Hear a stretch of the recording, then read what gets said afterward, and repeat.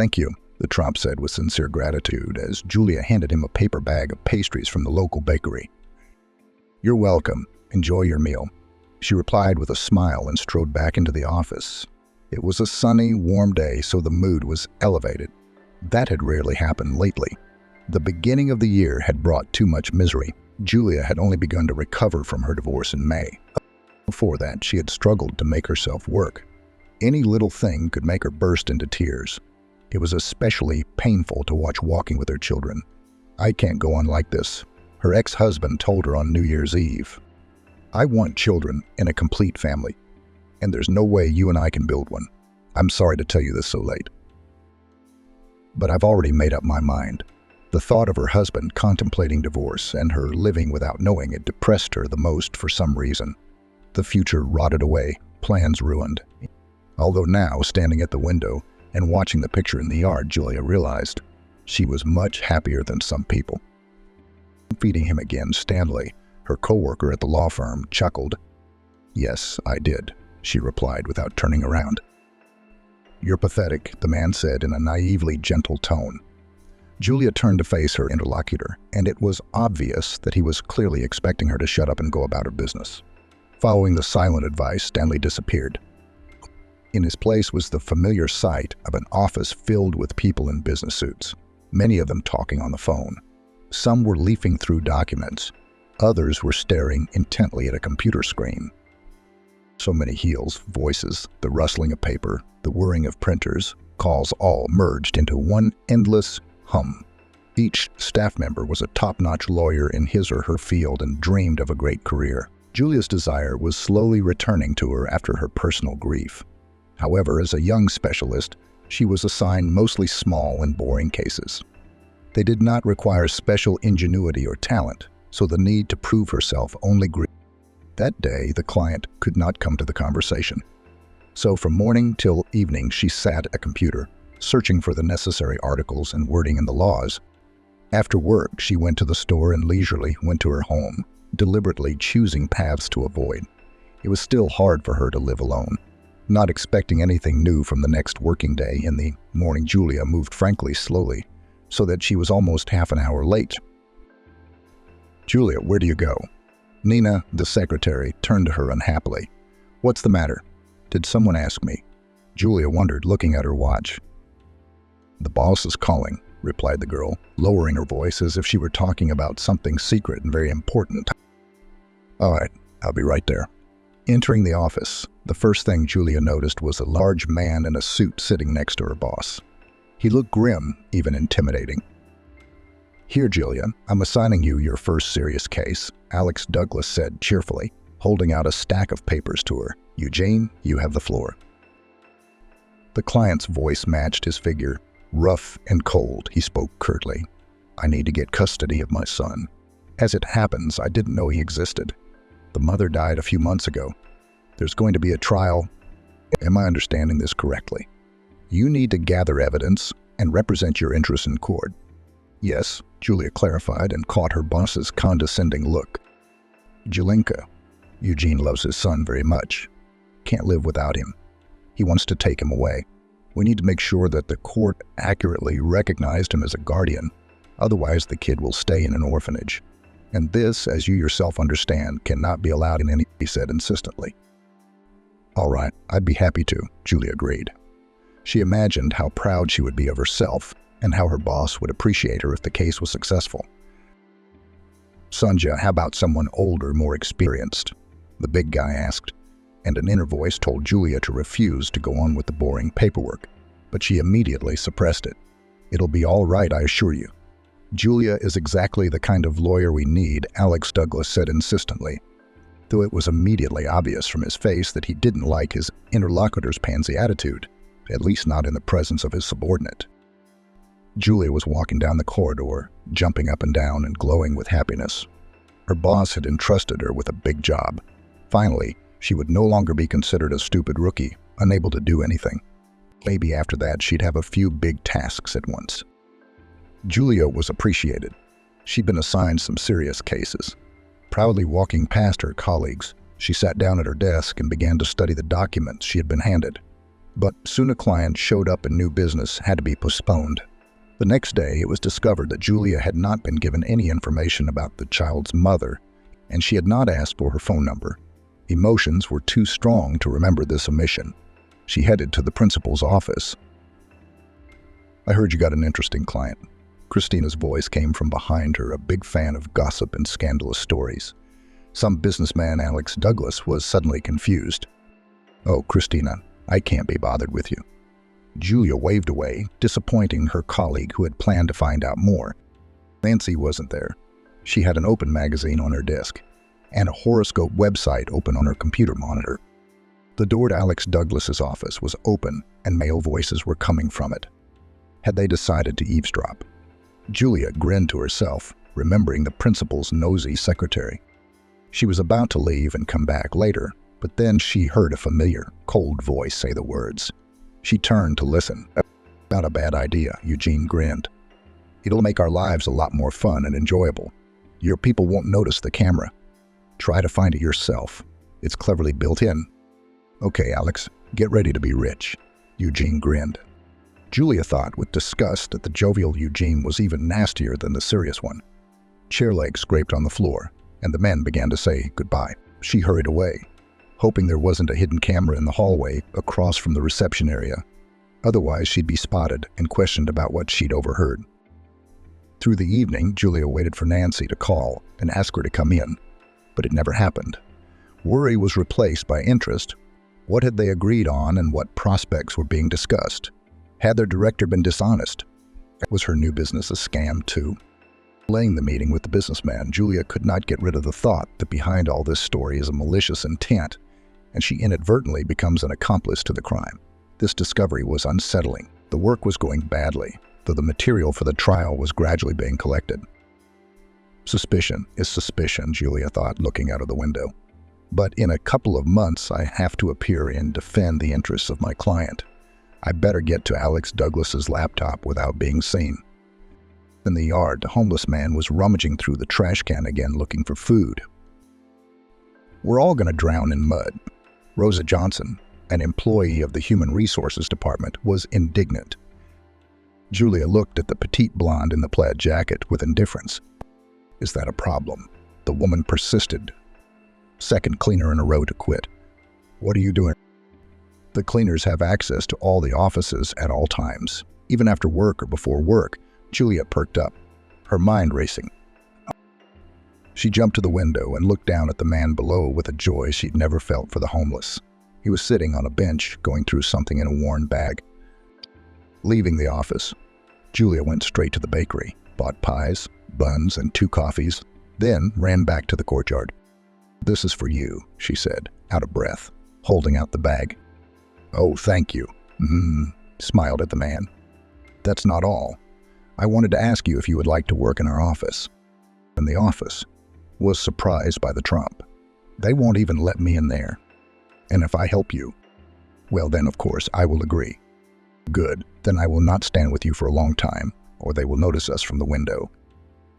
In the evening, wait for me outside the gate at the intercom. I leave at 6 o'clock, not quite believing in the success of the event. Julia decided to give it a try. The adventurous spirit had already awakened in her and would not let her back down. So the tramp, whose name, as it turned out later, was Arthur, was indeed waiting for her. "Let's go." Julia beckoned to him and headed for the car. She had purposely parked in the courtyard away from the office during lunch so that no one she knew would notice. "Do you want to put me in your car?" Arthur asked when they finally reached the lot. "Well," Julia didn't understand. "I'm dirty. Besides, it's not like you know who I am. I doubt you're a maniac." She shrugged. "And I'm not taking you home. Sit down." I'm afraid the man just won't understand what he's being asked to do. Or he'll go straight to the boss to get more money than she's offering him. Julia shared her story with him. To her surprise, Arthur listened calmly, asked a few clarifying questions, and agreed. The plan was for him to check into the nearest hostel, wash, get a haircut, buy clothes, and contact a law firm to look.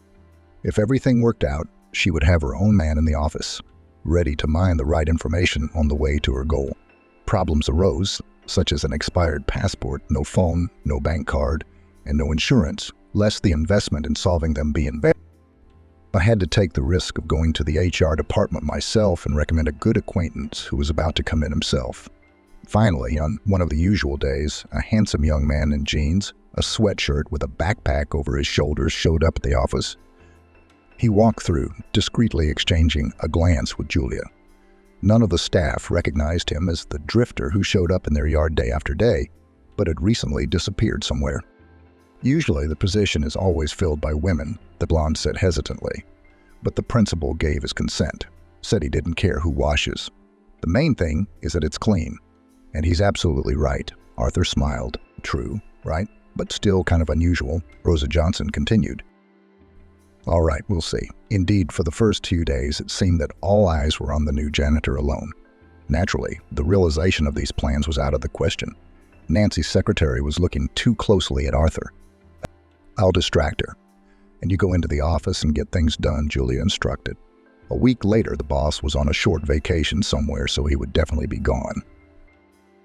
I had to call on all my wits and acting talent to get my hands and knees not to shake, but to work quickly and without hesitation. Here was Nancy already stomping down the hall after her, which meant Arthur had a chance to reach into his laptop and find something in it. "Where are you taking me?" panted the secretary. "But wait. We need to find a quieter place where no one can hear us," Julia improvised. "What's the matter anyway? You already know about Max and Spetta." Julia had never been much for gossip, but here for the first time, she was glad to hear Christina's stories, which hadn't yet made it to the entire staff. "Just don't tell anyone this yet." Well, it's a secret." Her heart sank as the image of Alex Douglas, who for some reason had decided to visit his office on his day off, appeared in the distance. Nancy's eyes lit up. She listened attentively, not noticing that she was nervous. Her cell phone vibrated incessantly in her pocket, but Julia was afraid to see who was calling her so insistently. She was certain it was Alex Douglas. Yes, he had caught Arthur red-handed, forced him to confess, and now he wanted to tell the overly nosy employee that she was fired. And then, finally, the janitor shows up. He calmly took out his bucket and continued scrubbing in the hallway as if nothing had happened. There was a glimmer of hope. Maybe everything went well, or at least without consequences. As Julia finished her story, she looked at Arthur once more. He was perfectly calm and was even humming something to himself. "Interesting," Nancy squeaked. "Did Christina tell you that?" "You know, I don't give away my sources," Julia remarked with a smile. "Okay, everyone, let's get to work." As she passed Arthur, she gave him a meaningful look and he nodded back and patted himself lightly on the pocket on his chest. Julia's knees trembled. "Now the main thing is to act natural and not to worry. I did everything perfectly. You did great." They spoke in a whisper so as not to attract attention. Arthur discreetly handed over the flash drive and started cleaning again. Stanley walked by, looking at Julia carefully. "Sir, when you finish cleaning the window near my desk." "It's impossible to look at it," she said in a calm, casual tone, as if that was the purpose of her visit. "Okay, I get it." Arthur played along. Stanley immediately lost interest and went to his desk. It was time to find out who had been calling her so diligently and at such a bad time. Of course, 2 missed calls from Eugene, who seemed to be waiting for the results of his work, and another from an unfamiliar number. "Hello," a woman's voice said. "Are you a lawyer and you have Alex's custody case right now?" "That's right," Julia answered. "Yes, that's right. I need to meet with you." "Okay. Sengelsense, 34 Lincoln Street Cafe. Yeah, I'll be there." Workday was coming to an end. Julia hurried to the meeting without delay.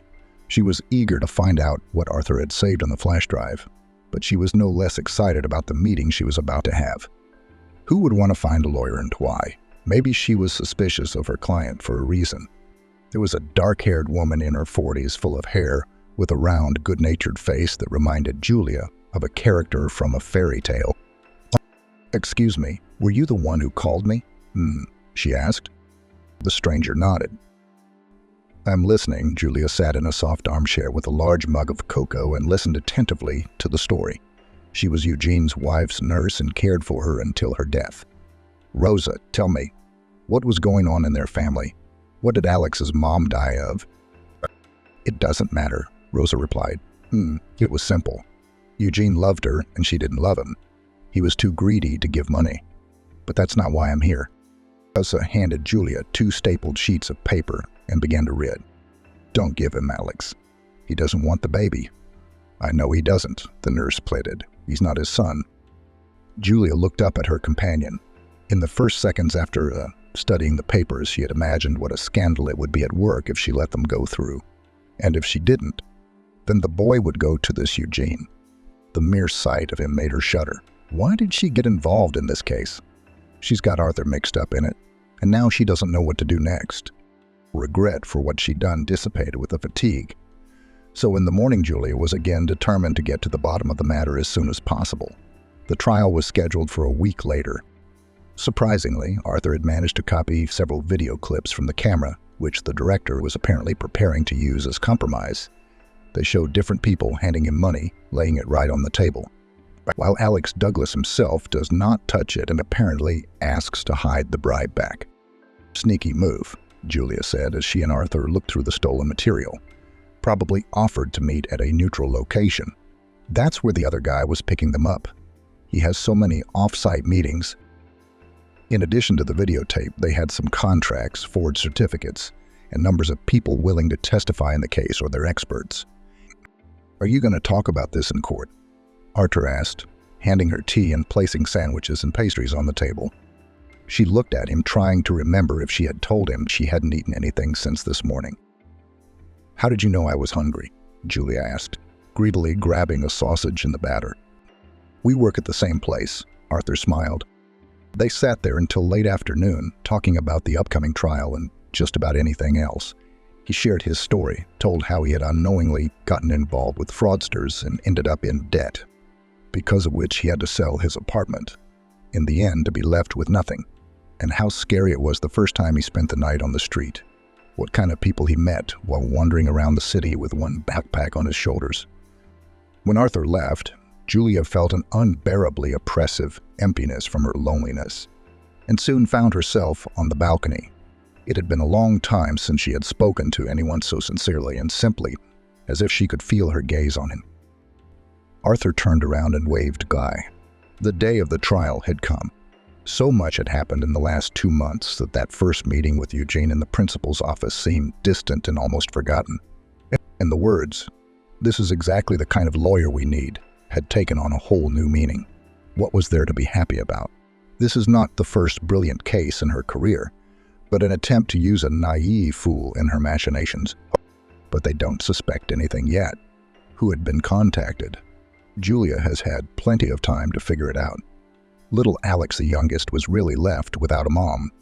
She had been ill for a long time and had written a will in his name beforehand. She hadn't lived with her ex-husband for a long time. Yes, and he was not particularly interested in her fate.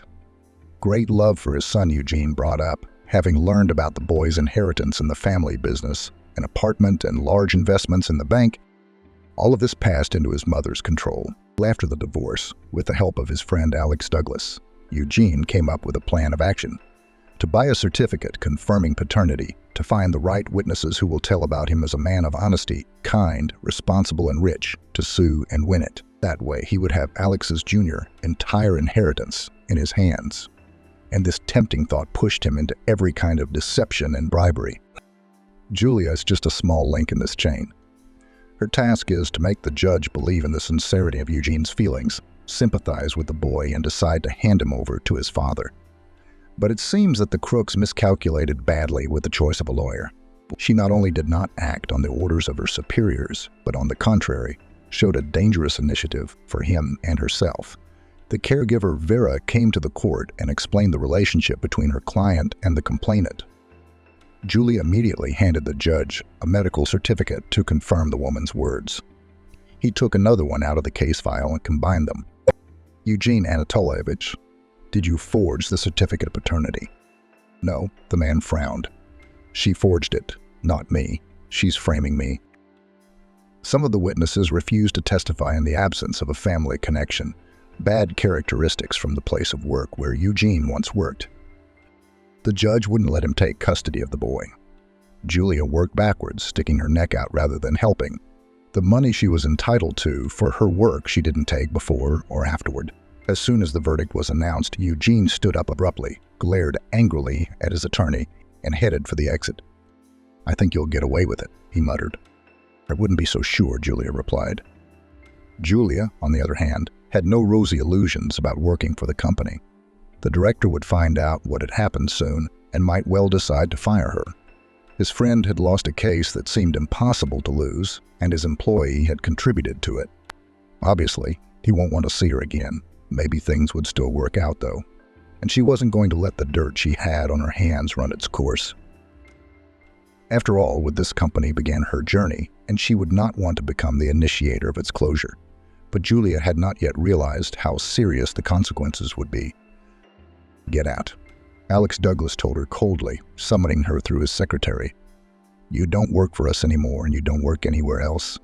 Why don't you show professionalism and initiative? I don't need such employees." "All right, if you say so," Julia got up from her chair. "Unlike you, I have a clear conscience." "What do you mean?" grinned the headmaster. "Because of you, the boy stayed in the orphanage instead of going home. And your conscience. Are you telling me?" "I've been working honestly," Julia replied calmly. "At least I don't spoil clients' personal lives." She smiled back silently and walked out, and returned 5 minutes later with a folder in her hands. "Conscience. Don't ruin anyone's life. But I know how honest your work is." Julia threw the papers on the table and went to pack. Alex Douglas, having reviewed the printouts of his own contracts and fake certificates, thought about how to be and what to do now. However, he was not going to give up his words about dismissal. On the contrary, he decided to make a bed. He called all the law firms he knew in the city and gave the worst recommendation to Julia. She didn't know it yet, and as she said goodbye to her colleagues, she planned to send out resumes and go on interviews soon. "Did he get fired?" Arthur asked, no longer hiding his friendship. "Yes," Julia replied, putting the photos and office supplies in her bag. "What are you going to do?" "I'm going to go home for now, recover, rest, and start looking for a new job. I'll come see you tonight." "Can I come over?" "Yes, come over." She was glad. She didn't want to be alone at a time like this. Arthur brought her food and sweets. He carefully heated and arranged everything. He wanted to lift her spirits, to distract her from her heavy thoughts. And this feeling was really energizing. "You know, I quit my job too. So we'll look for a new job together." "Why?" Julia wondered. He did watch the camera for that day after all. Wanted to, apparently, but something went wrong. "And I went unnoticed by a fluke. But that's not the point." "Good," Julia exhaled. She didn't want anyone to get hurt because of her at all. "Then what is it about?" "I don't want to be where you're not." He replied simply, spread some chocolate butter cookies and held them out. "How do you know I like it that way?" "Guess that." It was impossible to ignore the evenings together in their relationship when they discussed a future trial, coming up with appropriate phrases to use for a speech. Now they were looking for legal job listings, rallying together. But with all that work and worry, Julia missed the moment when they both fell in love with each other. Finding a new job was not as easy as she had imagined since leaving the office. Most of the resumes she had sent had not been answered at all. Some companies gave her dry answers.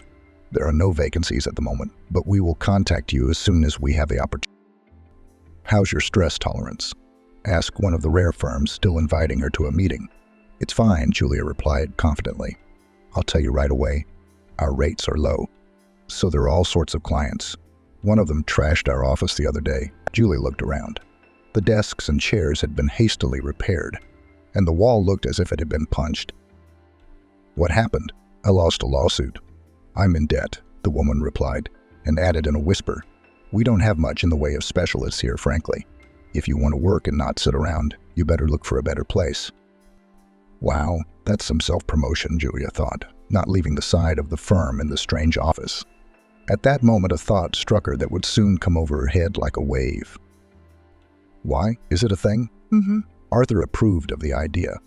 "That way you can choose what to fight for and what not to fight for." Julia decided to enter private practice, giving consultations, preparing documents, and defending clients' rights. After working on the ads, she placed a huge number of them.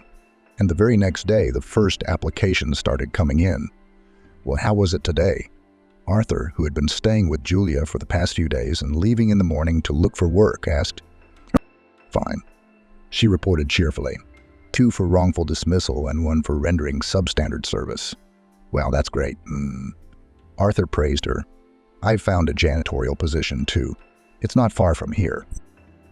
As soon as life settled down and it was possible to think about something else, Julia was worried about the fate of little Alex, who was not only left without a mother, but was forced after the comfort and warmth of home to find himself among strangers in a place he did not understand. On this ground, she became particularly attached to the faith. I go to him, the woman reported. In the first meetings after the trial, he is, of course, upset, silent, crying, asking to be picked up. But they treat him quite well there. They let us meet. Although I am essentially nobody for him, it's a private orphanage. So there are not many people. They pay attention to everyone. What's the whole inheritance now? Nothing. What's going on in the business? I don't know. And the money will lie around until he grows up. The most hurtful thing is, after all, it was Margaret Susan who wanted to make sure he had a happy life. She had it all worked out. Only the relatives don't know about the riches and won't take the boy in. Vera was so cozy, simple, kind that she reminded everyone of someone from childhood, a mother, grandmother, or sister. Julia, who did not know her mother's warm love, quickly got used to her and liked to sit together with Vera in cafes and chat. Julia became more and more convinced that little Alex didn't need anyone but a nanny. He had no grandparents, and aunts and uncles didn't even visit him and weren't even interested in his fate, though it was worth imagining how any of them could foster love for their nephew, knowing about the huge inheritance. One of them could in no way forgive the offense inflicted on him. Recently, he had been mentally distributing the money that should have fallen on his head so fortunately, and now he was forced to bite his elbows. Regretting the missed opportunity, some young fool had gotten in the way of his wealth. Eugene was angry at her, at his friend, and at himself for trusting them both. When he learned that Julia had gotten her license and was now self-employed, the man rubbed his hands together. He'd have no trouble ruining her life. Let her not think that she has the right to interfere with others, but to live a beautiful life herself. When she was approached by a new client, Julia gladly took the job, not suspecting a trick. The man aroused her human sympathy, pity, all in debt, exhausted and tired of endless problems. He wanted to open a business, took out loans. It didn't work out. He tried to invest the rest of his money, failed, ended up with crooks, and then his wife filed for alimony for their 2 children. I don't even know what to do anymore. I don't want to live. Smith's client told Julia. It's okay. Don't despair, Julia encouraged. She decided to help him however she could. Declare bankruptcy, cancel debts, make it so that the man could start life with a clean slate. Soon, however, Julia herself needed help. The client turned out to be a hired gun. Eugene had promised to ruin her life for a reason. He was a good judge of the law. So when the issue of illegal bankruptcy came up, he easily turned the tables on his lawyer. She was the one who handled the case. She prepared the documents and she, they say, persuaded him to hide the property. You'll be debt-free and cash-free, she told me. I understand she wanted me to pay her back generously. He later told the inspectors to be convincing, putting something in their papyri. Julia appeared to be the extreme and her client brazenly cheated. Everything turned out relatively easily. The lawyer was stripped of his license to practice. For Julia herself, however, it meant the end of her career. It'll be all right. Arthur encouraged her, sitting next to her on the bed. I'd work as a janitor. I'm an engineer by profession. Well, nothing. I haven't given up hope of getting back into the profession yet. I read books in my breaks. Julia smiled. She hadn't realized Arthur had an education, but she didn't have the energy to ask him about it. She just lay staring at the wall for days, occasionally getting up and soon falling back into bed. There was a vital lack of good news, and there seemed to be an occasion for it. Faith announced that she had decided to take little Alex back to her place. Otherwise, he was growing up in my arms with me. She recounted sitting with Julia in the kitchen. As soon as they brought him home from the hospital, I was always with him. His first teeth and his first steps. I saw everything. That would be great. He really needs you now, and I need him. Julia had no doubt that Vera wanted to adopt the boy because of her affection for him, not because of money. She had long noticed that the woman spoke of him as a son. Yes, and the inheritance will be in safe and honest hands, and then it will really go to the child, as his mother wanted. But even here it was not possible to rejoice. After collecting and submitting all the documents, Vera received a refusal. And how did they justify it? Julia was indignant. In her opinion, no one better as a guardian for the boy could no longer find. The rejection seemed like madness. Would he really be better off in an orphanage than with a woman he'd known since he was in diapers and who genuinely loved him? No way, they said, I don't fit, that's all. It took time to figure it out, and the savings were melting before his eyes. Favorite work became unattainable. After many agonizing days at home, Julia gathered the last of her strength and decided to get a job anywhere, just to stop feeling the endless despair. If Arthur was willing to work as a janitor and cleaner between jobs, finding time for self-education, she should be inspired by his example. At first, anger was empowering. Self-pity was forbidden. Strict daily routines were followed with almost jewel-like precision down to the hours and minutes. But the job Julia had chosen as an alternative to her previous one was simply unbearable. Can you tell me if this cream will work for me? Some woman snapped her out of her thoughts. Why do you need a cream at all? But how will it help you live? Aren't there more important things than walking around here picking it out? Muttered an angry voice in her head. Julia smiled and began to counsel the female visitor to the cosmetics and household goods store. Here was the limit of her dreams. Here was her brilliant legal career.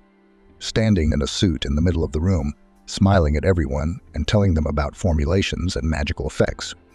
That's great, but how was your day? Arthur asked, glancing up from the kitchen.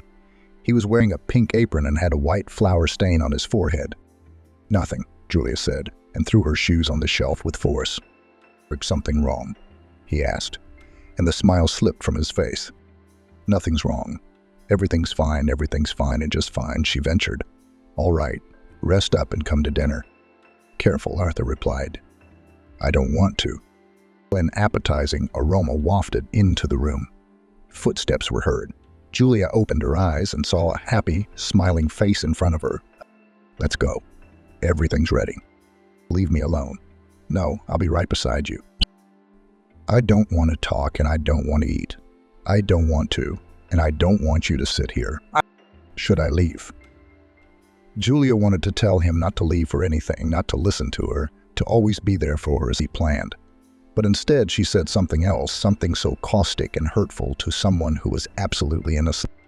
Yes, you can leave.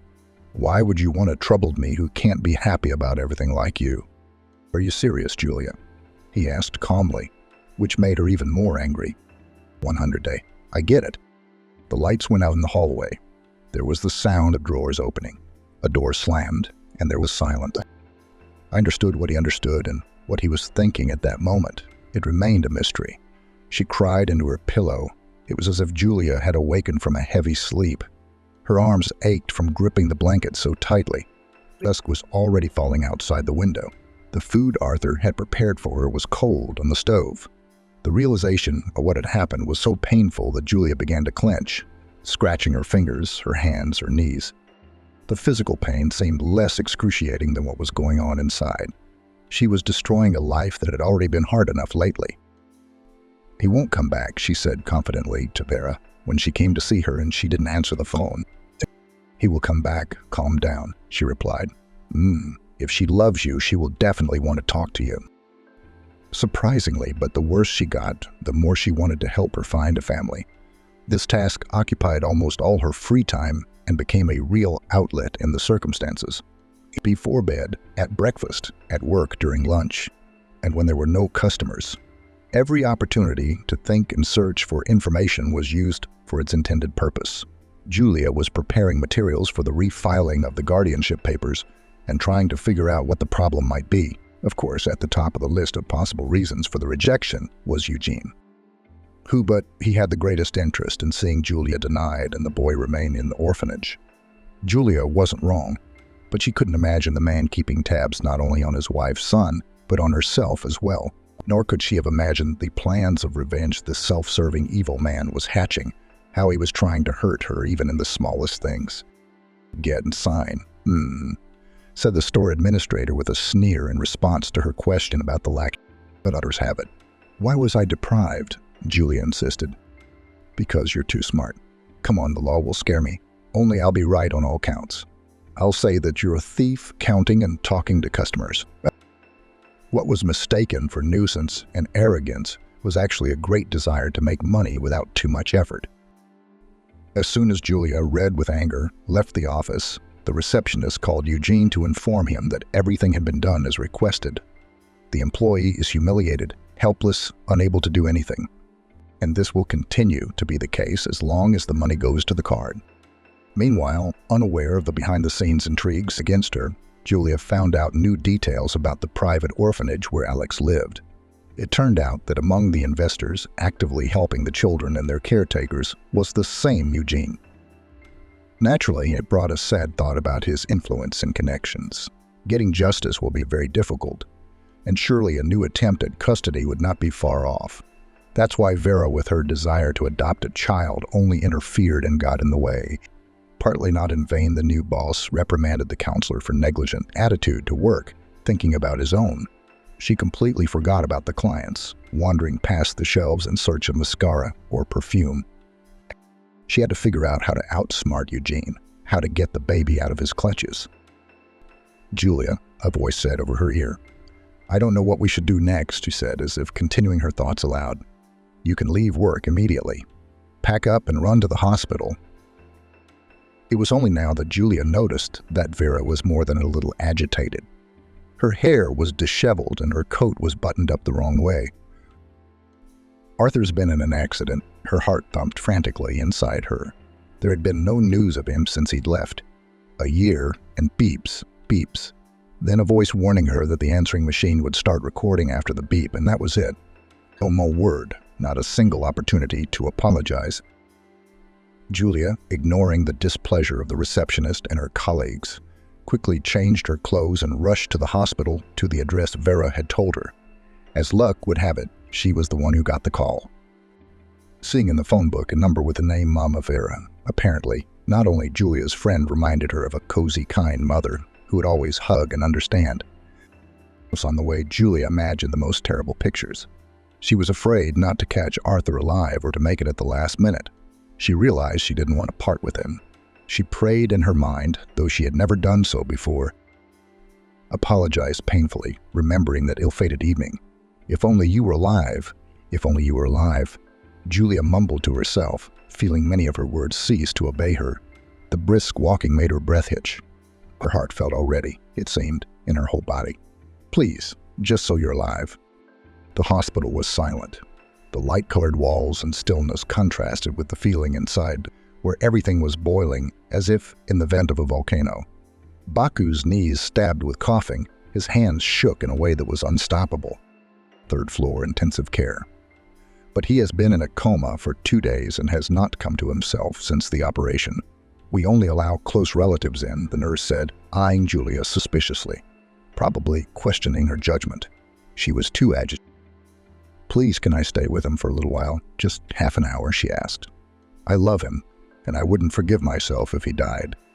20 minutes at most. The woman relented and headed up the stairs. Arthur lay on the bed, pale, covered in abrasions. Some kind of apparatus was strapped to his body. His arms lay lifelessly along his torso. Julia crouched beside him on her knees, losing her sense of time, and she had never been in so much pain and fear in her life. She cried and apologized endlessly. The nurse was nearby at first, but apparently convinced that the visitor would not harm the patient, went out into the corridor. "Do you know how many times I cursed myself that night? Every day, every hour," Julia said through her tears. "I was hurting myself, and I wanted to hurt you, as if it were your fault, as if you were guilty of something." Holding his hand, she continued to flood the sheet with tears. "I don't want to lose you. You hear me? Please fight. I really need you. You'll wake up and we'll get married. True, I've always dreamed of wearing a white dress, and you'll have to be persuaded to wear a suit, and we'll be so beautiful, so..." Suddenly, it seemed as if he would never get up again. Julia slid to the floor, wrapped her arms around her knees, and sobbed silently, holding back a scream. "Girl, it's been 20 minutes. It's time for you to go," came the voice of a nurse. The nurse called Julia, looking into the room, and added worriedly, "So what is it? Get up." A man's voice sounded above her ear, and strong hands picked her up. Julia didn't understand what was happening, but tried to resist. "Please, can I stay just for a little while?" she pleaded, squeezing out every word. "There is no need for that yet," the elderly doctor replied calmly. "The groom has come to his senses. See for yourself. We'll look after him and transfer him to the ward. There you can see each other more often." Still thinking slowly, Julia looked at the bed. Arthur was lying in the same position, but his eyes were open and he was smiling faintly. She ran over to him, took his hand and pressed it to her cheek. "Now, Arthur, I love you," she whispered. "Or not you," he said quietly. He struggled with each word. Soon, he was indeed moved to a regular ward. Every day Arthur became more alert, but he could not get up and long to go outside. Julia would open his window to let in the fresh fall coolness. She'd bring him bouquets of fallen maple leaves. She made video calls while walking through the yellow-red parks glowing in the sunlight. Arthur didn't want to hear about suing the man who... He drank a lot after we broke up, and when he went to the store that day, he had a splitting headache. Maybe that's why he didn't see the danger right away. The driver ran a red light and hit a pedestrian crossing the street, but it was his fault, and he has to answer, Julia insisted. "I can't go to the authorities, and I don't want you to do it. You're in enough trouble as it is. I may get up soon enough," Arthur objected. But he could not get up on his feet. He needed an operation. There was no money to pay for it. The only chance for salvation was a quota, but how long he would have to wait for it was unknown. "I have an idea," Julia said excitedly, arranging fruit on the nightstand. "I wonder what it is." Arthur smiled. "I won't tell you yet. I hope it's nothing dangerous." "But I don't think so," she answered ambiguously. Using all her detective skills and connections, Julia found out information about the man who had hit Arthur. He was a young man, the son of a big businessman, who had been given his first car for his 18th birthday just a few months ago. Realizing that it was useless to talk to the driver because the police would probably deal with him, Julia went straight to his father. The office was in the very center of the city, in some very fancy old building. "I'm listening to you," said the man in the handsome suit, sitting in the leather chair behind the desk. "You probably know that your son ran over a man almost a month ago." She began cautiously, considering how to approach the question. "Yes, I know," the businessman frowned. "The services are dealing with it. We'll pay all the fines." I said so right away. For some reason, the services worked very badly. They only brought in footage from one camera, which for some unknown reason was out of focus. What else was there? He clearly did not like the situation. He even fidgeted in his seat and had already moved the folders from one side of the table to the other twice. "Yes, there was another camera, which clearly shows that your son was fatally drunk. After hitting a pedestrian, he barely got out of the car, looked and drove on. He was stopped a few kilometers from the scene, and you want him to go to jail. Would that make you feel better?" "He's a young fool," the businessman muttered. "No, that's not what I want," Julia sighed and tried to pull her thoughts together. "I want you to pay for the operation or help me get a quota right now, not in 6 months, as the hospital promised us." "Is he your fiancé or your brother?" Even from the look on his face, it was easy to guess that the man was happy about this outcome. "Will you help me?" Julia asked. "I will. Give me the address of the hospital and the patient's name. I'll arrange for the surgery to be performed in the best center in the city." On the way home, Julia felt as if she had just been released from a tense, confusing situation, bringing back the sharpness of her senses.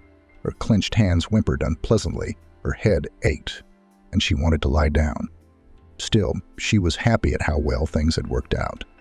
And this was the kind of accommodating she'd never dreamed. Julia had been ready to swear, to threaten, to pressure, to manipulate. But here was an opportunity for a better center surgery in the coming weeks, and a chance to walk again. She looked forward to that time.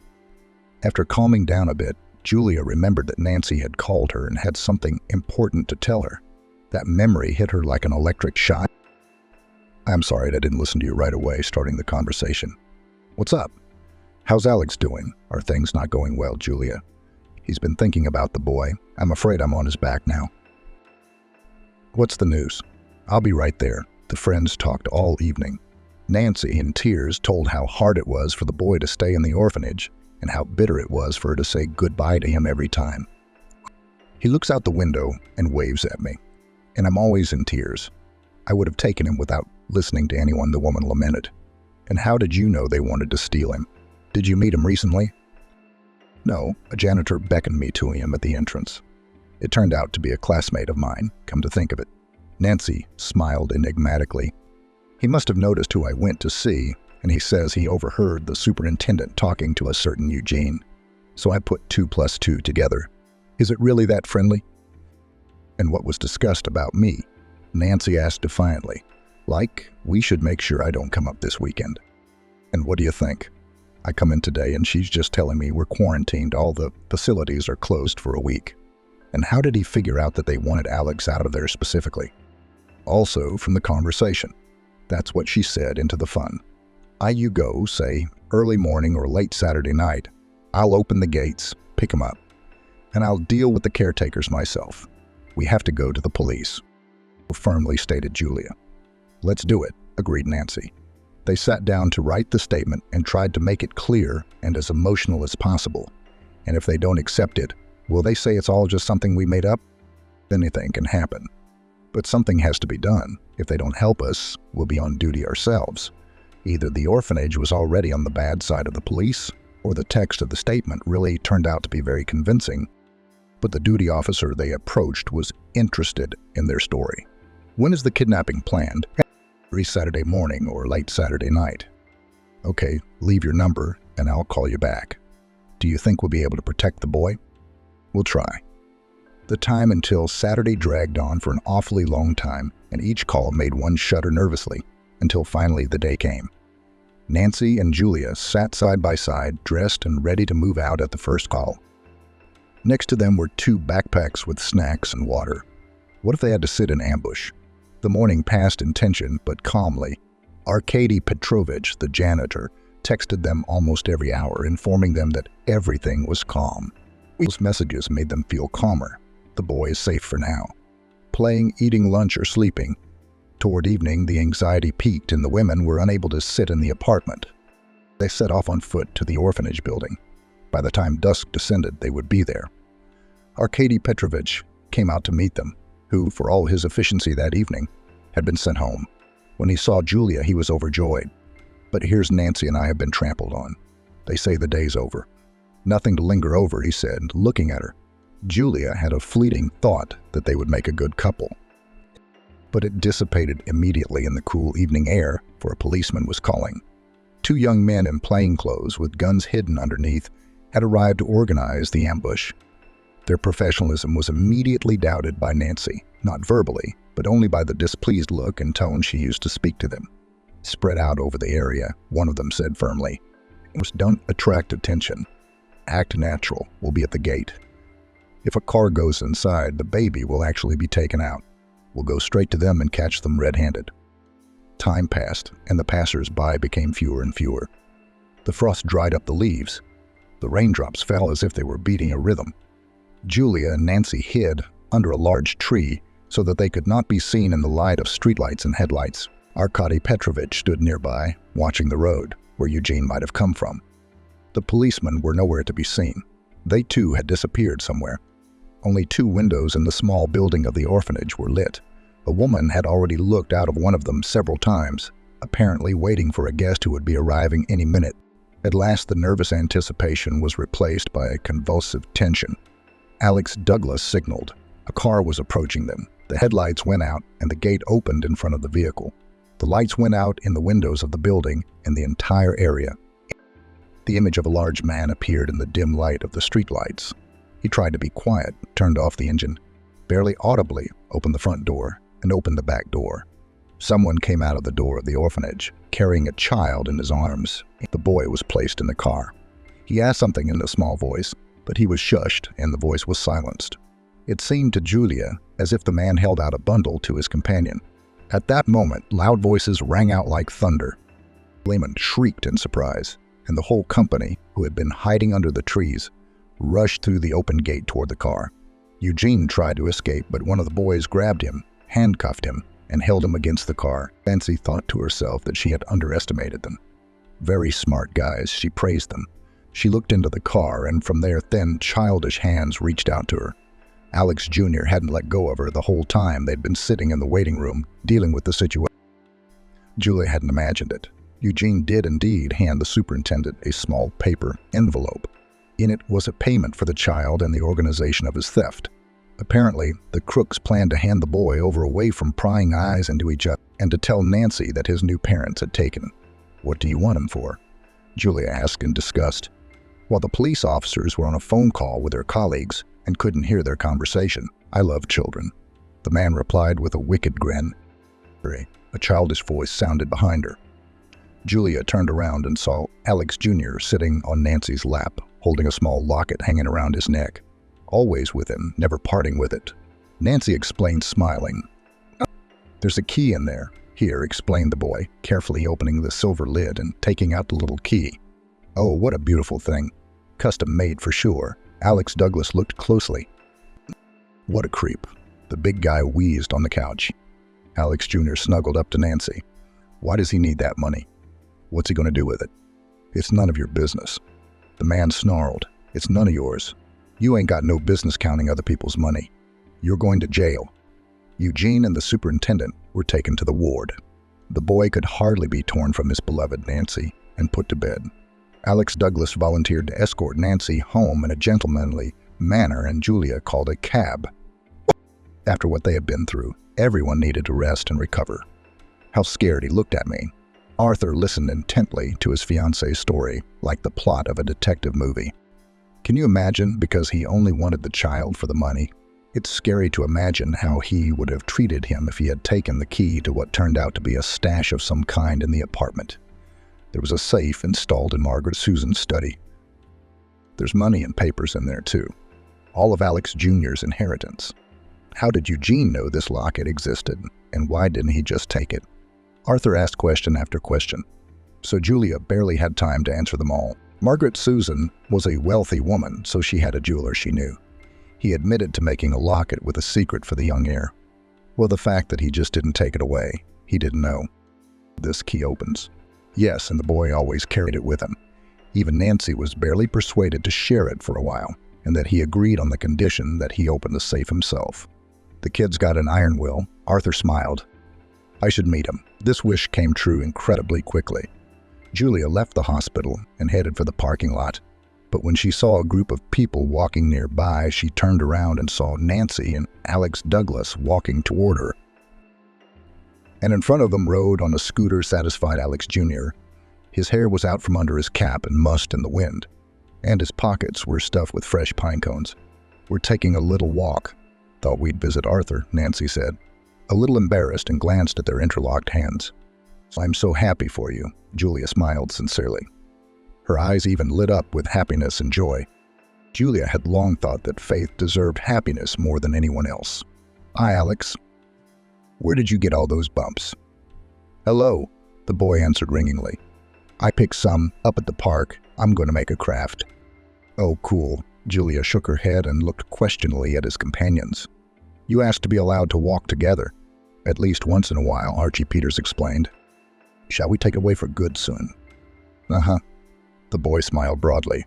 I'll be riding my scooter every day then. Well, and on the bicycle in winter and sledding down the hill some more, said Archie Peters. We get so much snow at our dacha in the winter, we can build a whole ice city, he promised.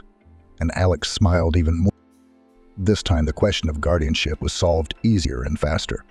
Archie Peters proposed to Vera, and they took Alex out of town, where the man had his own house, to rest, to forget all his troubles. We have enough entertainment. A puppy we will get, said the newly minted parent, very satisfied that he now has a family. I'm so happy, Julia, whispered an overjoyed Faith in her ear, and her friend nodded in response. I am already overwhelmed with feeling. In a couple of months after these events, Arthur and Julia were married. A small but cozy family celebration to which they invited Archie, Vera, and Alex, who had become their family.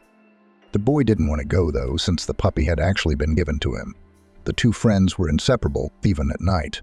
And a year later, a real miracle happened. The couple had twins. Julia doubted to the last that this was happening to her in reality. Oh yes, my love, it's all real. And holding her two tiny pink boys in her arms. In the back of her mind, she finally realized it was real.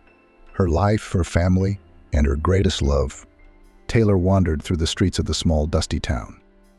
Provincial Sunset City greeted the man with marvelous weather. Warm, but not an exhausting heat wave like Los Angeles. The sky was slightly overcast and there was a pleasant freshness in the air. The man is here on a business trip. The company, where he worked as a general manager, planned to open branches in such small towns. And this, in Taylor's opinion, was a very successful and profitable project. Taylor had already held a business meeting, agreed on everything with the local administration. In fact, that was the purpose of his trip. And now he was walking back to the hotel. No, Taylor, of course, was offered transportation and local cab drivers. The man himself decided to walk around the city. He wanted to walk through these narrow streets to see how the people lived here. The city reminded the man of Cedar Rapids, the place where he had been born and raised. In such small communities, of course, there is little for young people to do. There is nowhere to go to study after school, no clubs and sections. But it is a pleasure to raise children in such towns. Everyone knows each other. A first grader is not afraid to let go to school alone. The distance is minimal. There is no need to stand in traffic jams at 8 a.m. to take your child, for example, to a doctor's appointment. And the children for themselves, local streets, abandoned wastelands. A perfect arena for all kinds of games: hide and seek, catch up. Taylor even smiled, remembering his own childhood. Just then a group of boys about 8 or 10 years old, tanned, in shorts and sandals, slightly disheveled, thin, impetuous, rushed past him. These guys were obviously playing some kind of their own, very interesting game. The motley crowd swept down the street and disappeared around the corner. Taylor looked at them with a smile. He and his son used to run around with friends like this all day long. Summer vacation was the happiest, most carefree time. You run around, you jump around. Then you fly home, run to the 5th, the very last floor, and open the door with your key, which at that time all children had on a string around their necks. And there's a smiling, kind grandmother, the heady aroma of jam pies and a cat, an old, fat, cheeky, but so beloved gray Christopher. Taylor couldn't hold back a smile. He felt good with his grandmother, cozy, calm, nourished. She had in fact raised him.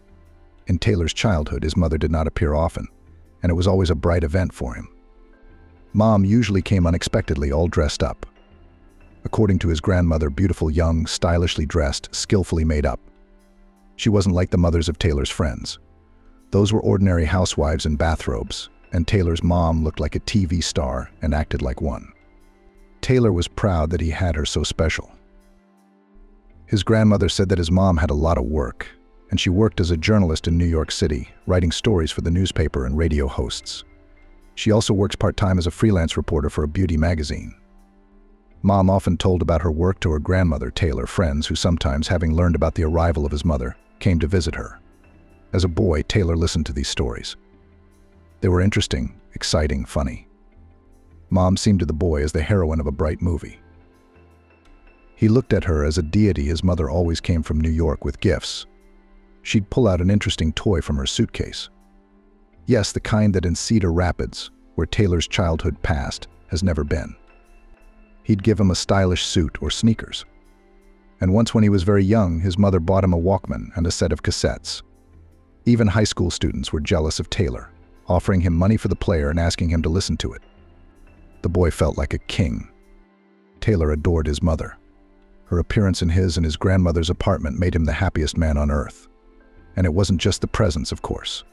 True, his mother always appeared for a short time, a couple of nights at most, and then returned to her bright, busy life in New York.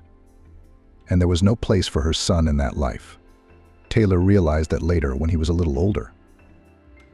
Taylor clearly remembered how his neighbor Mrs. Collins sighed once, looking at him, and said something like, "Poor boy, like a round orphan with a living mother." And then there was that conversation Taylor had overheard between his grandmother and her friend.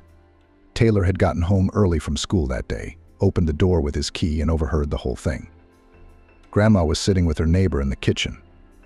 The older women were drinking tea and discussing him, Taylor and his mom. It was the neighbor who had said many unkind things about Mom, that she had a lot of suitors in New York.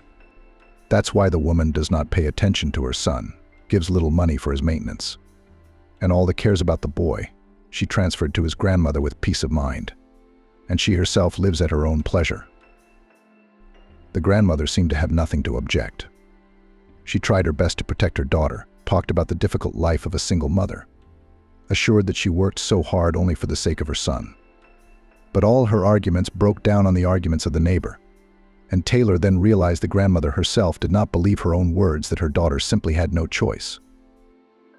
Since then, Taylor had come to realize that his mom wasn't a perfect woman or a superhero. And it hurt a lot. The grandmother gave her only grandson all her care, love, attention. But as the boy grew older, it was his mother who was missing more and more often. There was nothing to say about his father. Taylor did not know him at all. But Mom is young and energetic, modern. She was never there for him in times of need. Never. Taylor caught pneumonia and almost died in the hospital. Never. It was time for the kid to decide on a career. Grandma was always there for him, just Grandma. So soft, cozy, kind. But the mother appeared only sporadically and did not particularly seek to get into the problems and affairs of a growing son. Since the age of 12, Taylor clearly saw her indifference to himself. His mother came to him and his grandmother, as if only to serve a heavy duty, to put a check mark in the list of urgent tasks opposite the item communication with his son. Gradually, Taylor began to feel something of a dislike for his parent. When she visited, Taylor would try to go to a friend's house or lock himself in his room. But he couldn't stand his mother's visits anymore. He couldn't stand it. It was hard on him. Taylor, walking past the ice cream parlor, suddenly remembered how his grandmother used to take him to the same cafe every morning on his birthday and let him order whatever he wanted: soda, ice cream, chocolate. And then for lunch, Grandma would bake a delicious cake, pull out cans of compote from the pantry, and call the neighborhood boys to the table. Mother was never present at these celebrations. She usually arrived a couple of weeks later. With gifts, of course, she congratulated her son and hurried back to her beautiful life, as it seemed to Taylor at the time. Only once did he and his grandmother visit his mother in New York City by themselves. The huge city at first a little frightened Taylor, but soon the boy fell in love with it. There was so much here: a zoo, a huge amusement park, not like in their Chicago wide streets, fountains. The cars were huge, bright, beautiful. Mom lived in a small rented apartment. One room, but spacious, bright, clean. Taylor loved the view from the balcony: high-rise buildings, roads, motley crowds of people streaming through the streets. You could look at it forever. Taylor often asked his grandmother later, when are they going to visit Mom again? He was so excited to see New York City again. Secretly, the boy dreamed that his mother would someday take him to live with her. But for some reason, his grandmother avoided answering. And one day she irritably shouted at her grandson, "When shall we go? When will we go?" "Never. Your mother doesn't have time. She has a private life there. Why should we meddle in it?" That's how Taylor knew her grandmother wasn't happy with her daughter's behavior either. Yes, she defends her to the neighbors, but Grandma still seems to be hurt and resentful. By the time it was time for Taylor to go to university, he almost hated his mother for her indifference, for her inattention, for always putting her work and her fans ahead of her son and mother. He chose the local university, easily entered the prestigious law department. Neighbors were surprised, thought that Taylor should go to New York, closer to his mother, to enter the Metropolitan University. But at that age, Taylor wanted nothing to do with the woman who gave birth to him. He didn't like her. And the guy was very worried about his grandmother. She was already very old, her heart often seized. Taylor stayed with her to keep an eye on his family. And in his third year, he had his first love. And it was the kind of love that blew his mind. Before Taylor first saw Melanie, he had no idea that he was capable of such feelings. At that time, the guy met with a former classmate, Sharon, went with her to the movies, to dance at the local waterfront, walked by the hand. Everything was orderly, peaceful, exemplary. Sharon was a nice, pretty girl. Sensitive, not stupid. She made Taylor feel at ease, but nothing more. Melanie was a real passion. And then they found out they had a lot in common. A slender girl with long hair the color of melted chocolate and bright black eyes Taylor noticed at once. She was sitting on a bench in the courtyard of the university. This brightly colored beauty immediately caught the guy's eye. He sat at a distance, pretending that he was deep into his notes, but he secretly watched the beautiful stranger. Once the girl intercepted his gaze, Taylor was embarrassed.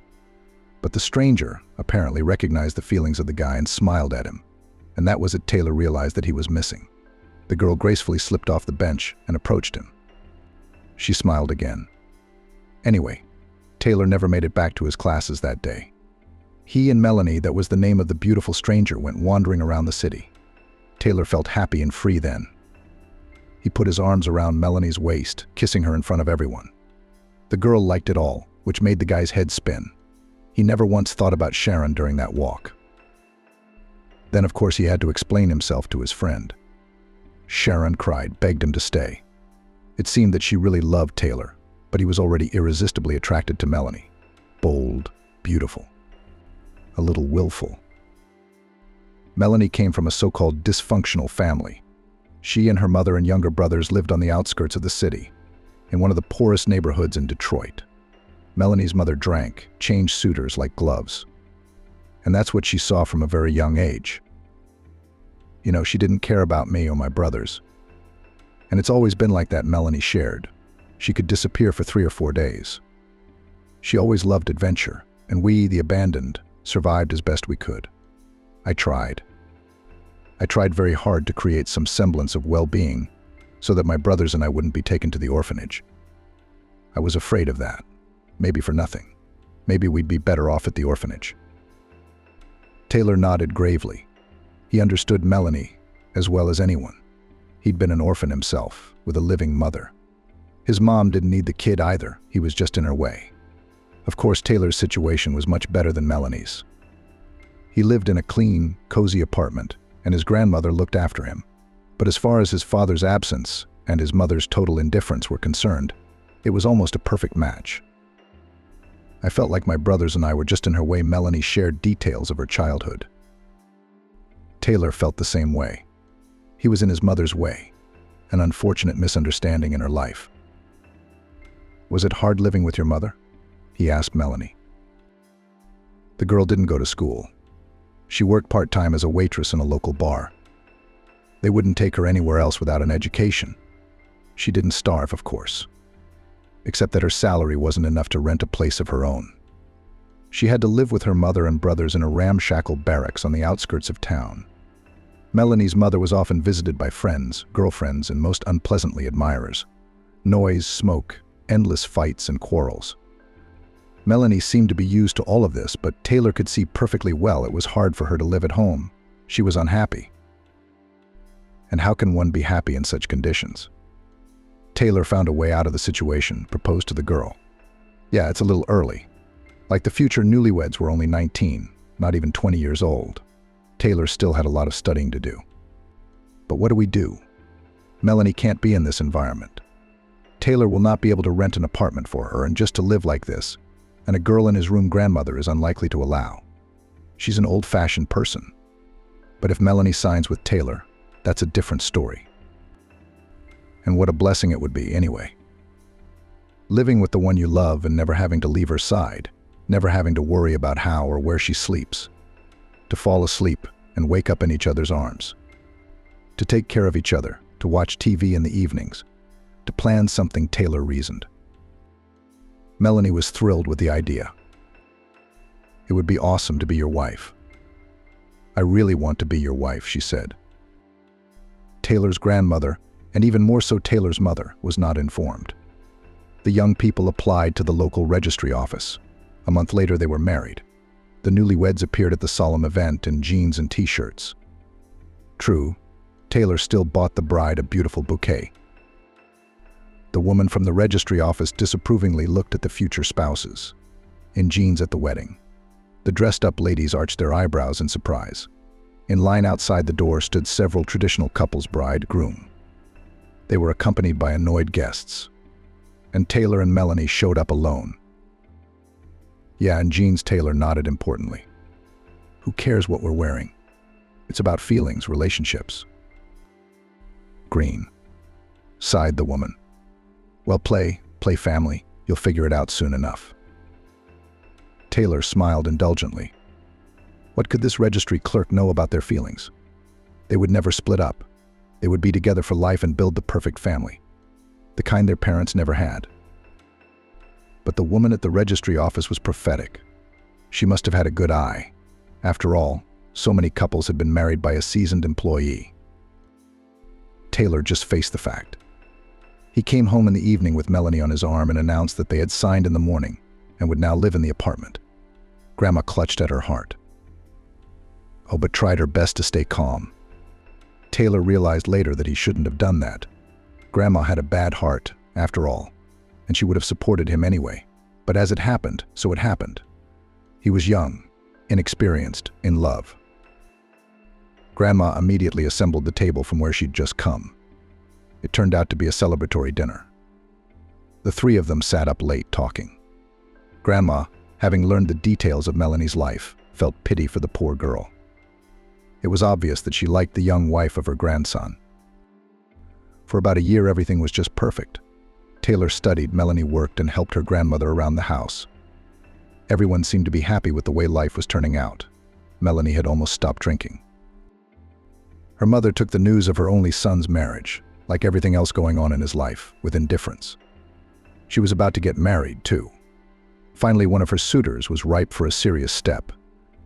It seemed to be a co-worker of her mother's, a man much younger than her. Not Taylor's age, of course, but only about 10 or 12 years older than Taylor and Melanie. They were planning children in the near future. Both of them decided that first they should stand on their feet, establish themselves in their professions, buy a separate home, and then think about heirs. But fate ordered otherwise. About a year after the wedding, Melanie pleased Taylor with the news. There's going to be a baby. Taylor then took the news as another adventure. He was breathless at the thought that he and Melanie would become young parents. It wasn't scary. His grandmother was always there. She'd help, she'd teach him everything. So why worry? They'll manage. The pregnancy didn't go very easily.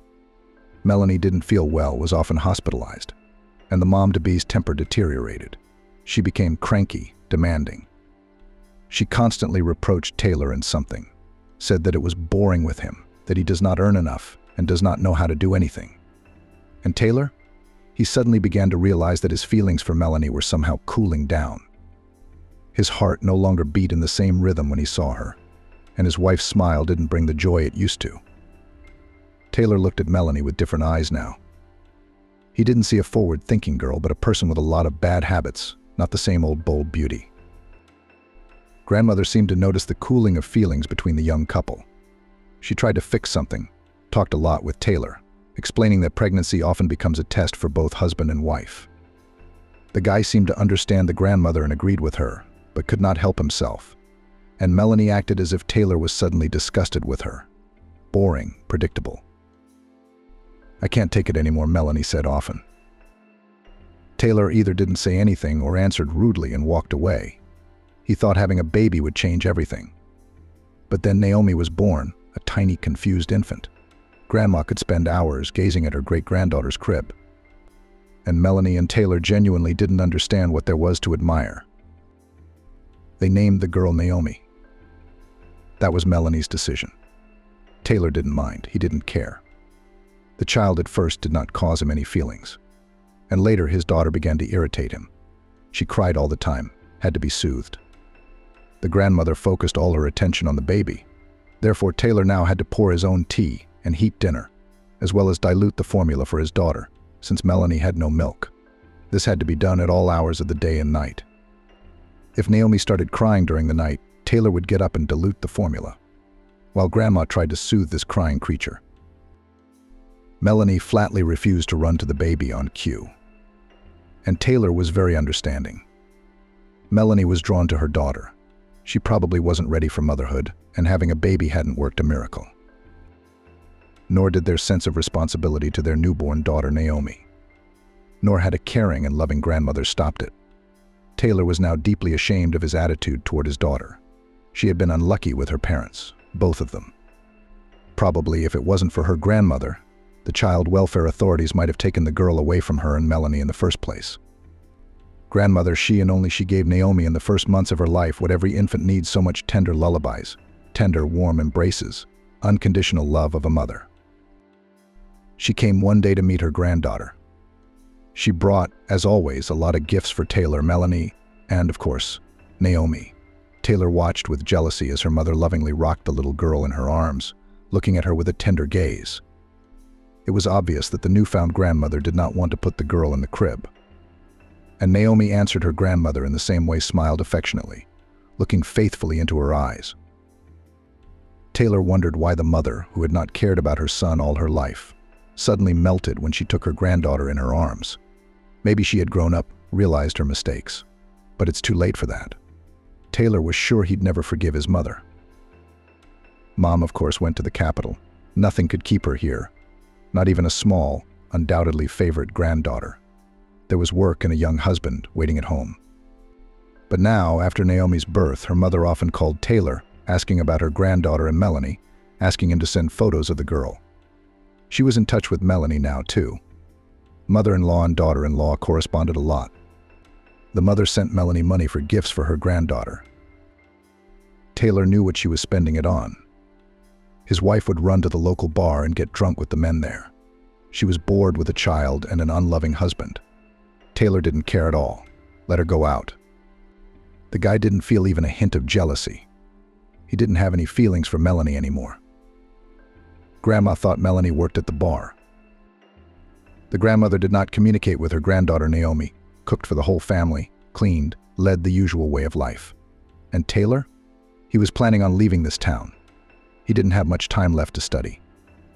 After graduation, he was going to go to New York, but not to his mother. Taylor wanted to start his own separate life. Let his grandmother, Melanie, and Naomi deal with it however they wanted. He'd still have to pay child support for his daughter. He wouldn't say no. It's a shame, of course, but what can you do? You have to pay for the mistakes of your youth. By the way, Taylor blamed his mother for this mistake of his youth. Well, who else? He was only drawn to Melanie so strongly because they had a lot in common. The mother didn't care about her daughter either. If it weren't for that fact, Taylor wouldn't be in such a hurry to make a big decision. But nothing. Life doesn't end here. Everything is still ahead. True, everything turned out not quite as planned. Fate, it seems, had its own plans for all the participants in this story. One very ordinary autumn morning suddenly did not become a grandmother the closest and dearest person for Taylor. As later said the doctor who arrived at the scene of the tragedy, the old woman did not even have time to notice how she died. She was preparing breakfast in the kitchen, felt dizzy, sat down at the table, and that was it.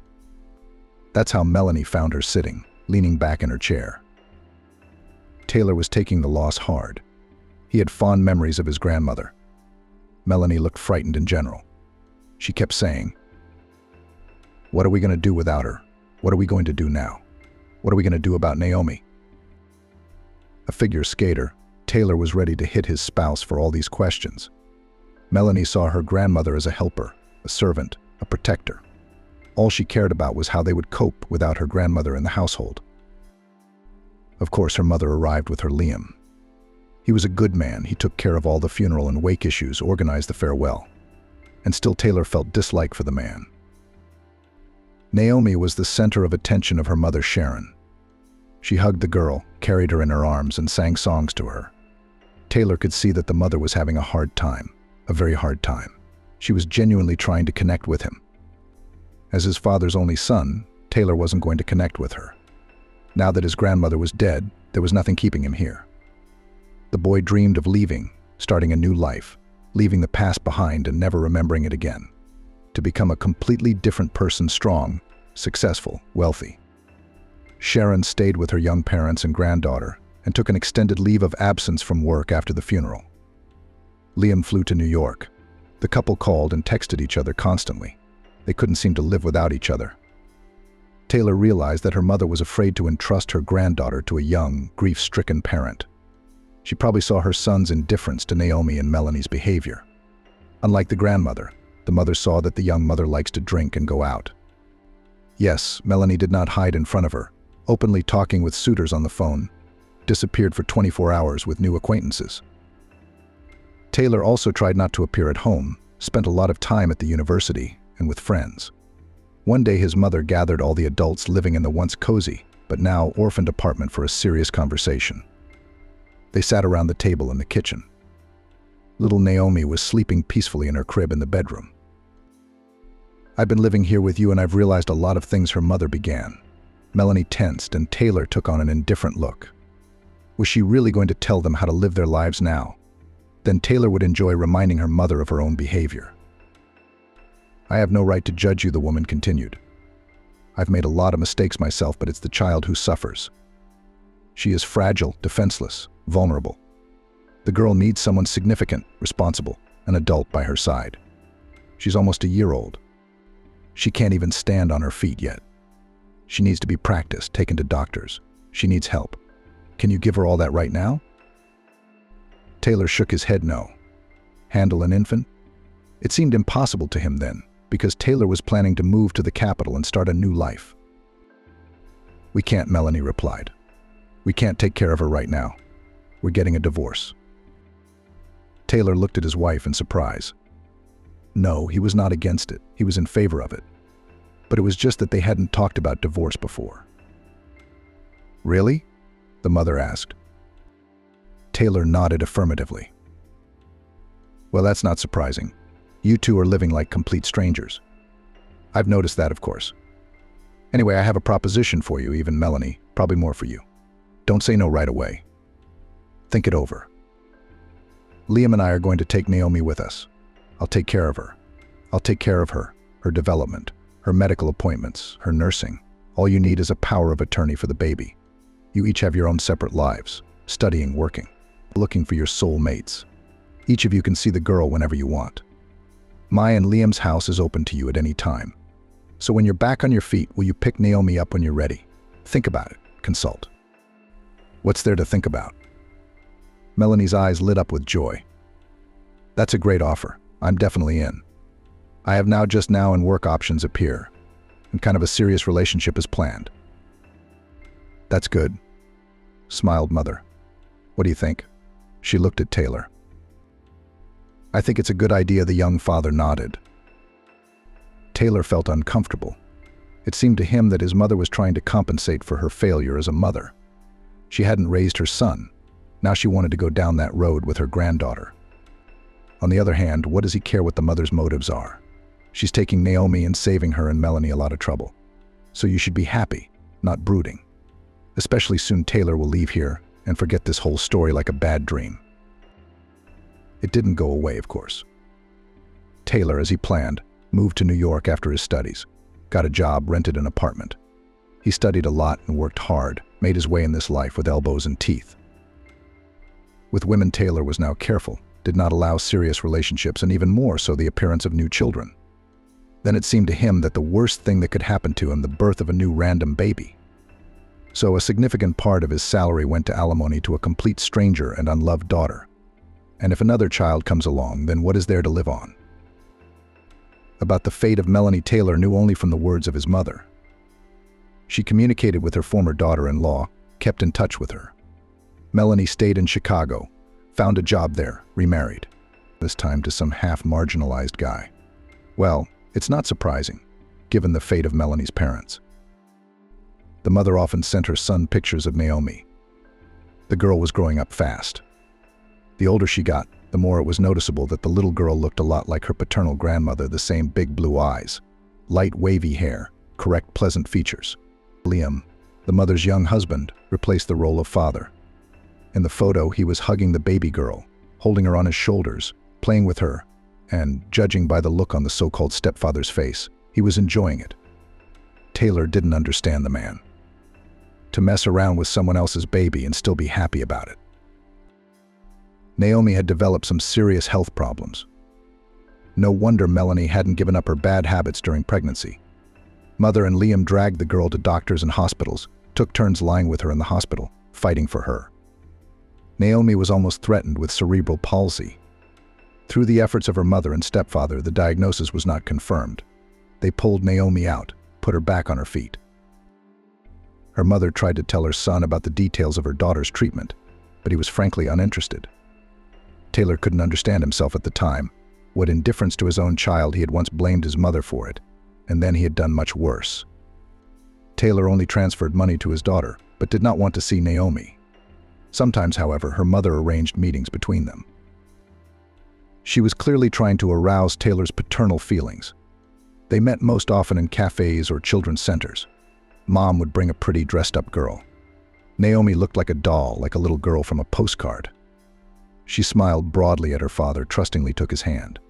He automatically communicated with his daughter, but there was no response in his heart. Melanie didn't see the girl either. The mother sent Naomi's photos to her former daughter-in-law, reported on her treatment, told her about her new skills and her growing up, and constantly called Melanie to visit her.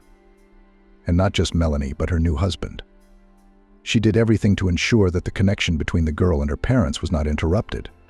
But the trouble was, the young parents didn't want the child. Both were quite satisfied that the grandmother took the girl to herself. One day before Naomi's 4th birthday, the mother dragged Taylor out for a meeting. She came alone, without the girl, which surprised her grown son a little. "Something wrong?" he asked. "Naomi's a little sick." "Then why are we meeting?" "But let's go shopping and pick out a present for her. She's 4 years old, she understands everything. She's looking forward to the holiday, and you, of course. She adores you, you know that. Why don't I just transfer the money like always and you buy what she likes?" "Maybe. You're a father and you should know what she likes too," smiled her mother. "That's why I brought you here. You have to choose and buy the gift yourself. It's important." Taylor shrugged. It was that mother thing again.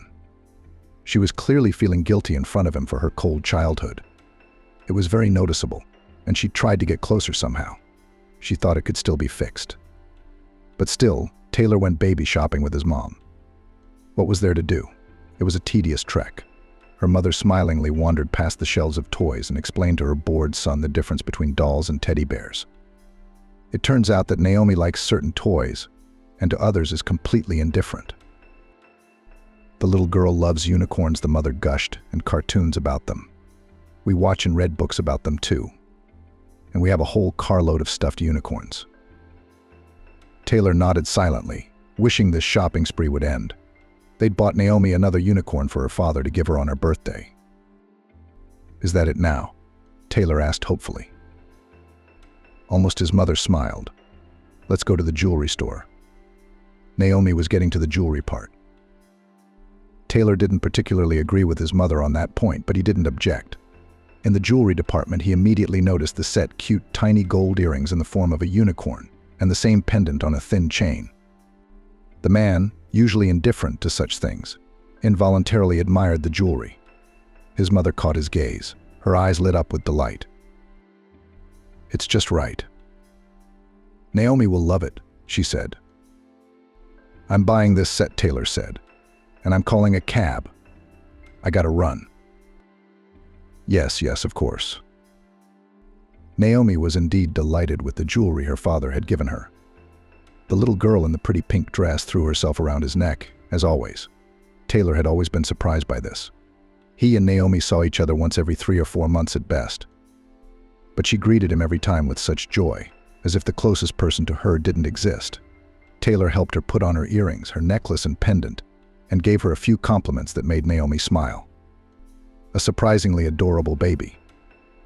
But being her father was something Taylor didn't know how to do, and probably didn't want to do. Taylor's career was on the upswing. Everything was just as he had once dreamed it would be. He was appreciated, noticed, and promoted at work. Now Taylor had his own apartment in Los Angeles, an expensive, beautiful car, a solid bank account. One day the management sent a promising employee on a long business trip abroad. It was a big step up, not even a step, a leap, a jump. Of course, there was hard work to be done, difficult times. But Taylor has never been intimidated by such difficulties. The man left the country with his mother, and now he hardly communicated with her. Once in a while she sent him a photo of her daughter, and then somehow she stopped talking, disappeared somewhere. Taylor hadn't even noticed it at first. And then, when he realized it, he got a little worried, wondering if something was wrong. It was probably the first time he'd ever dialed his mother himself. There was a completely unfamiliar voice on the phone. It sounded like his mother had been crying recently. "What's going on in there?" Taylor got right to the point. His heart was clutching at him with a bad feeling. "Trouble," the voice replied. "Melanie took Naomi. She had a new life, a new job, a new man. They've gone to some village. This man drinks. So does Melanie." "Well, you scared me," Taylor exhaled. "Nothing happened. It's just a mother taking her daughter away. Be happy and rest. You don't have to deal with a small child anymore." "You don't understand. Naomi is not well there. That man drinks. Melanie too. But why would they have a baby? You must have misunderstood something. If they took Naomi, they must be doing well. No, they're not. They just want child support. What are you paying for Naomi? They took her and her bank card so they wouldn't have to work. And they're on welfare too. Naomi's their livelihood. She's not happy there. At those words, the mother broke down into sobs. Taylor clumsily tried to calm her down, but failed and hung up. The mother was probably right. Naomi had lived these 4+ years at Liam's grandmother's house like a little princess, beautiful dresses, expensive toys, proper nutrition. And then Melanie takes her to a completely different world, some village. A strange man who drinks. But what can you do? Melanie is Naomi's closest relative, her mother. Any court in this country will rule in her favor, so you have to accept the situation. It can't be helped.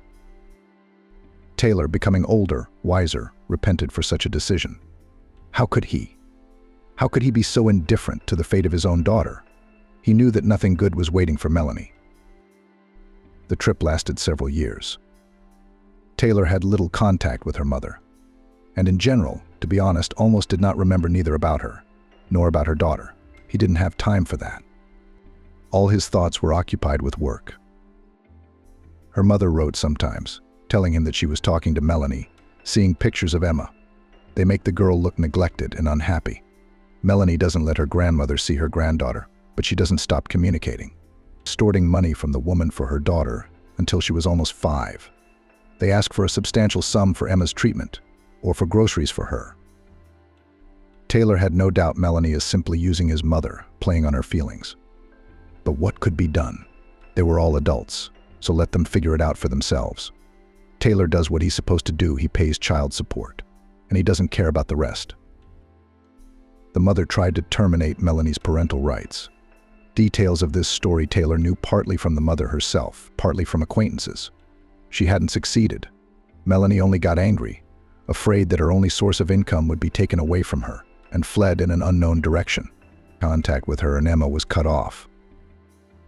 When Taylor returned to America a few years later, his mother begged him to find Emma. She was very worried about the fate of the girl, still attached to the little girl for these 5 years, while she raised her, treated and put her on her feet.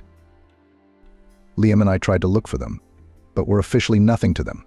They won't listen to us, and we haven't found any trace of them, the mother said. You're the father. We have to respond to your signal. Don't worry, they're fine. Don't worry. If anything, they'd let me know, Taylor replied. And anyway, they don't want to talk to us. You don't have to, if you want to.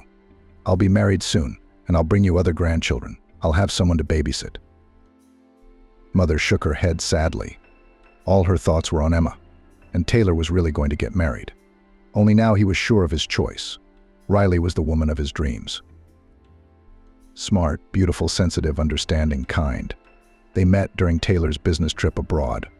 Riley was vacationing in the same hotel where the man lived. They bumped into each other at the front desk, got to talking, and things started to heat up. Now Taylor couldn't imagine life without her. His heart melted next to Riley. She showed him that not all women, such as Melanie, greedy, mercantile, irresponsible. Riley gave Taylor so much love and warmth that she was finally able to warm him. With her, the man saw the world through completely different eyes, and it was wonderful. Of course, Taylor had immediately admitted to Riley that he was married. They were as honest with each other as possible, and he told her about his daughter. It's good that you have a daughter. I'll never be able to have kids, Riley admitted. Well, I told you that. If you don't want to be with me after that, I'll... You what? Taylor exclaimed. With or without kids, I want to be with you. I want to be with you. You're totally my man. Don't even think about it. So Taylor's words were pure truth. He wanted to be with Riley, to hear her voice, to see her deep eyes.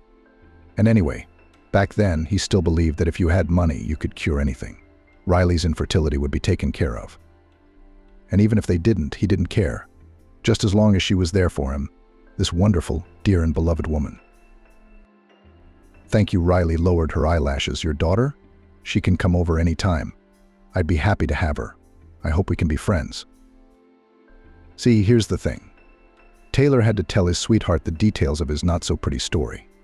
But he was honest with her, as honest as ever. Time passed. Taylor and Riley lived in a large country house. The man had achieved a lot, became the second person in the company after the owner and director.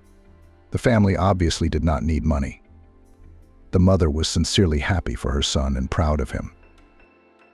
She repeatedly asked Taylor to apologize for the fact that she actually abandoned him as a child, did not engage in the upbringing of the only child. Taylor had long forgiven his mother. He did not hold a grudge against her, but he still did not feel such affection as for his grandmother. The man felt sorry for his mother. She felt guilty before him, before her granddaughter, before the whole world. She was tormented. She was especially worried about Naomi's fate, for there had been no word of her since Melanie, frightened, had taken her daughter and fled in a unknown direction. The older Taylor got, the more he thought about his daughter, how she was doing, where she was and whether she had food, clothes, a clean bed. Thinking of his daughter now, the man sighed heavily. These vistas, so similar to my native Oregon, have awakened in me a host of memories, both pleasant and painful. Naomi must be 23 years old by now. A very mature young woman. Did she go to school? Does she have a job?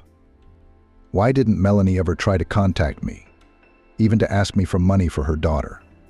She must have known I was rich now. Naomi was alive, at least until she was 18, obviously because Taylor's card was charged monthly for child support. But it's been 5 years since his daughter came of age. Now her father's not involved in her life at all. He could have been, and he would have wanted to be. He has the means now, but the children no longer exist and will no longer exist. Once the supposed appearance of a child was a nightmare for Taylor, now a pipe dream and unattainable.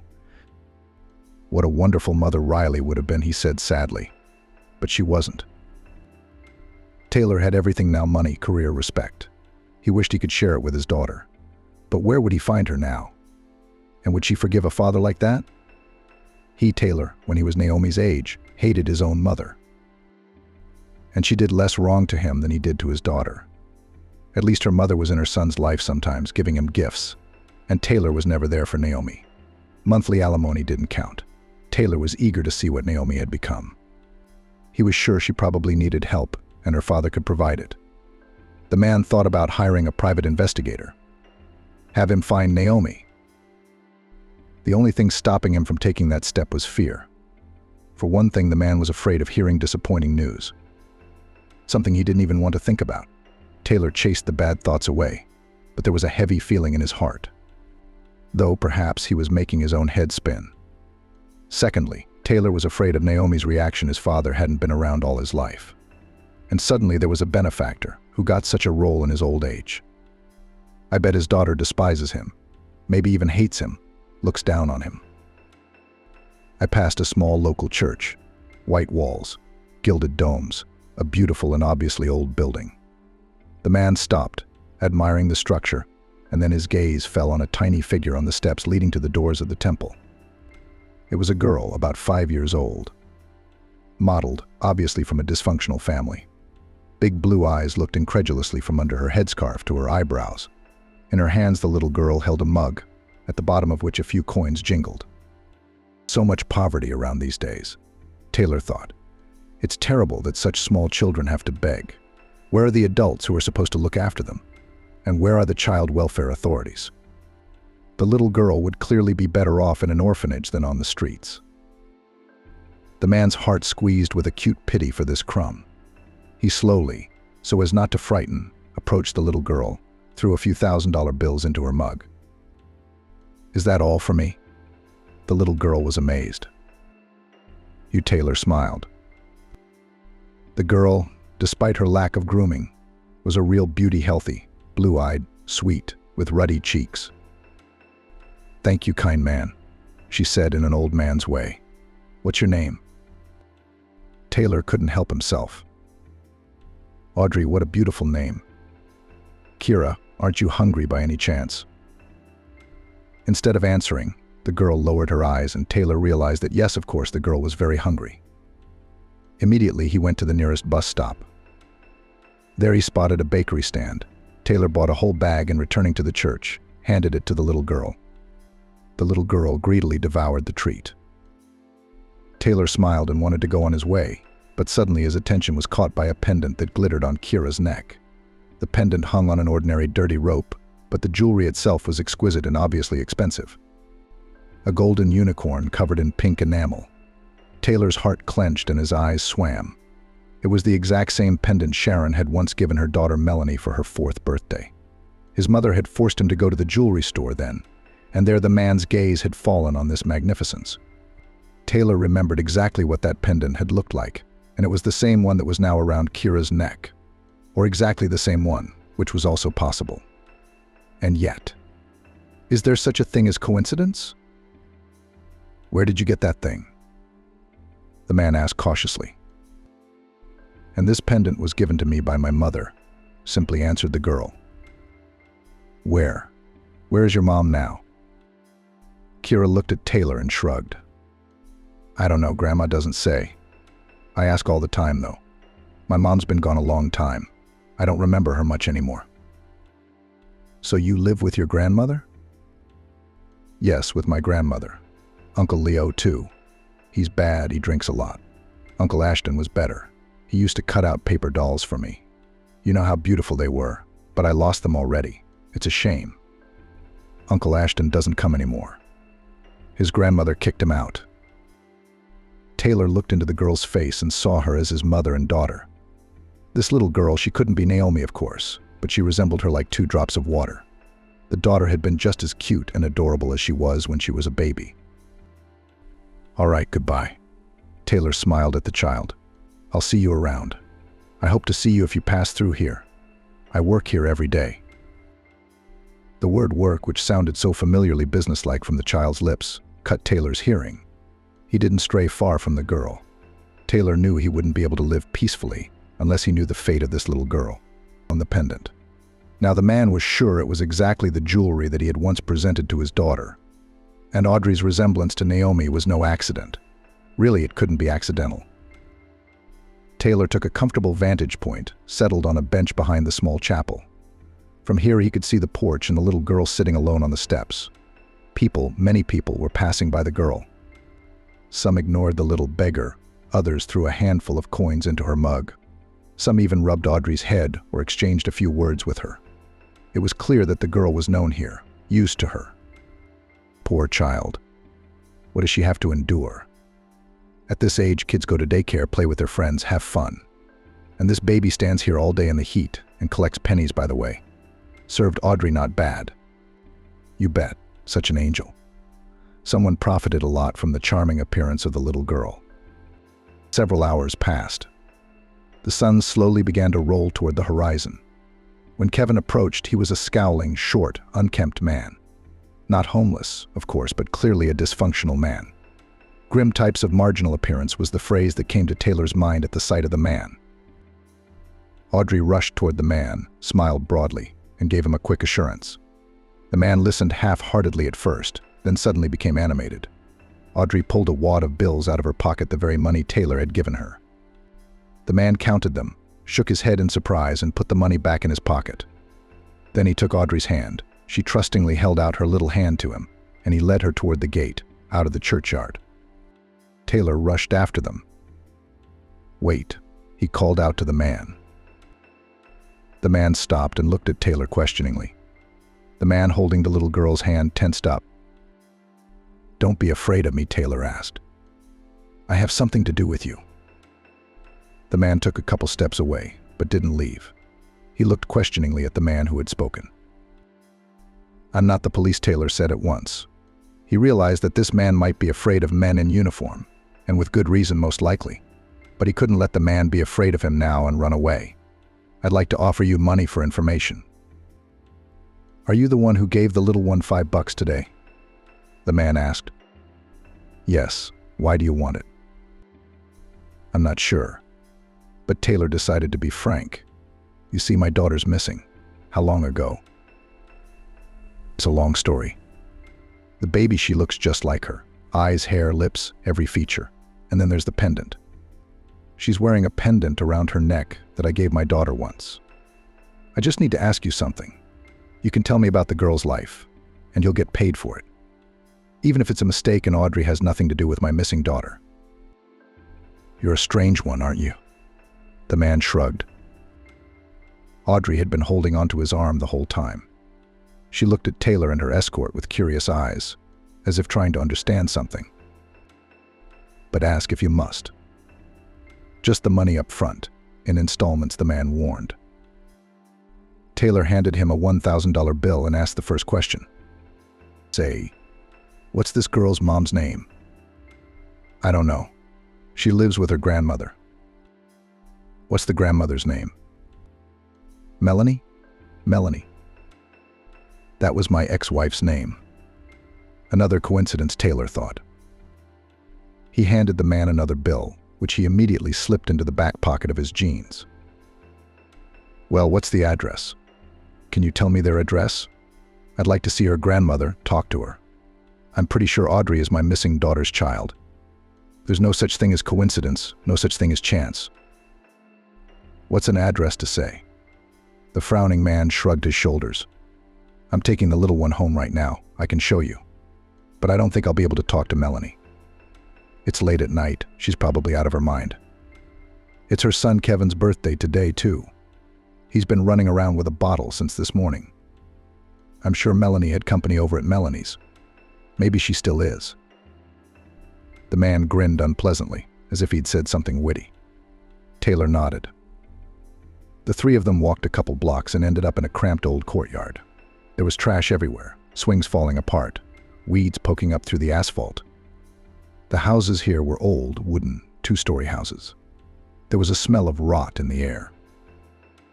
So this was where Audrey's childhood had taken place.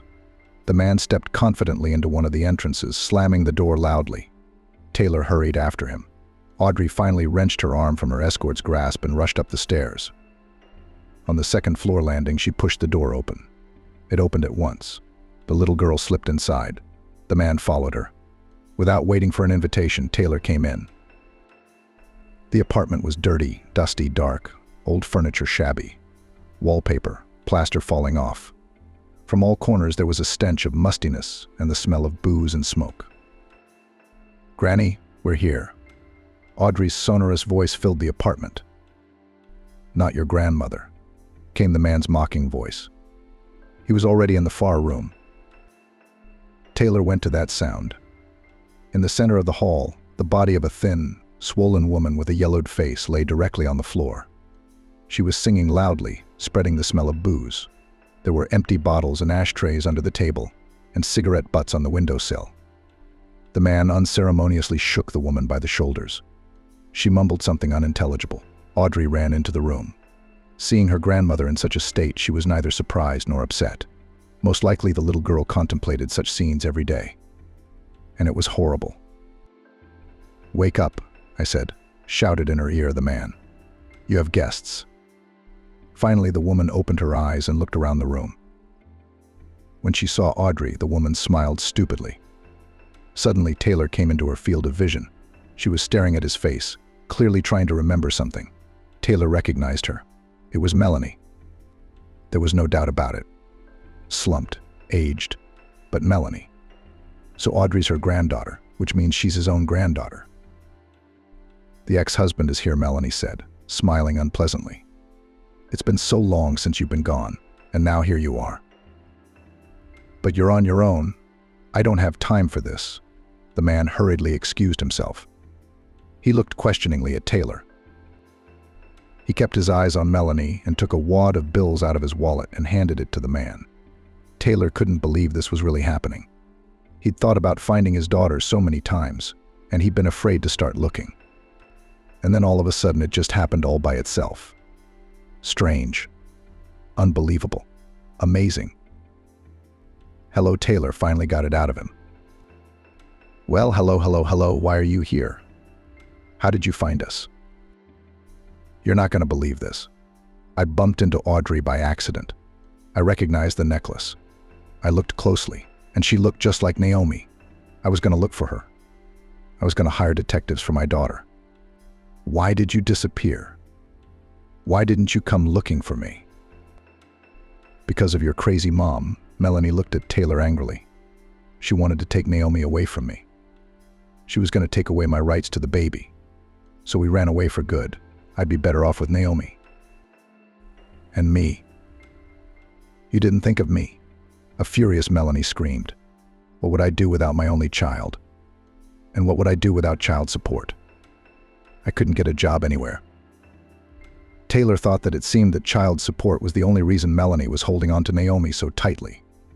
The ex-wife hadn't even noticed when she'd revealed her true motives for the child support payments.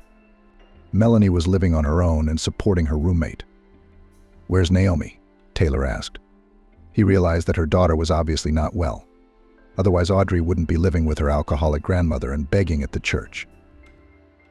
"You don't know anything." Melanie shook her head. "No, our Naomi is gone, that's all. She died 2 years ago, along with Kevin. He was just a baby." Taylor shook, his eyes darkening.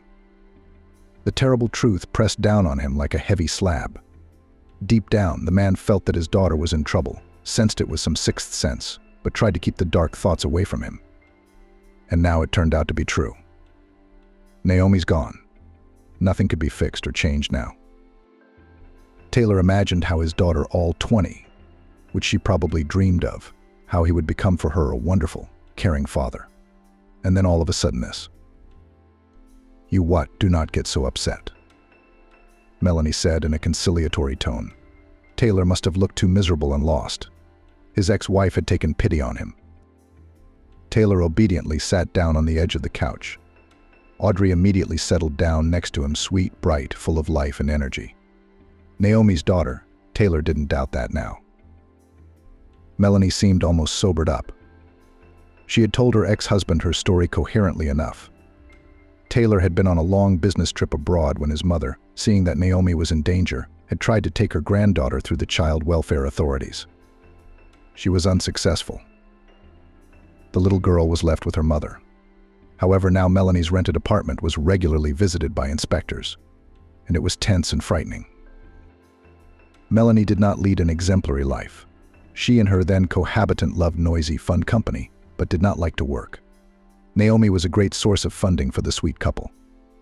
Taylor faithfully transferred to the baby very even decent alimony, and even from the state for the maintenance of the child money came. Beautiful, and all would be well, if not for the mother-in-law and her young husband. Liam thinks he's Naomi's savior.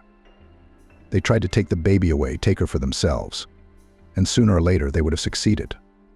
That's why Melanie and her roommate decided to get away, to hide, to disappear into the vast expanse of the country. In that city, they had nothing to hold them. Their homes were not, work too. So they went to seek happiness in a new place. First they lived in a big town, then in a smaller village. Melanie's roommate and place of residence and friends changed with dizzying speed.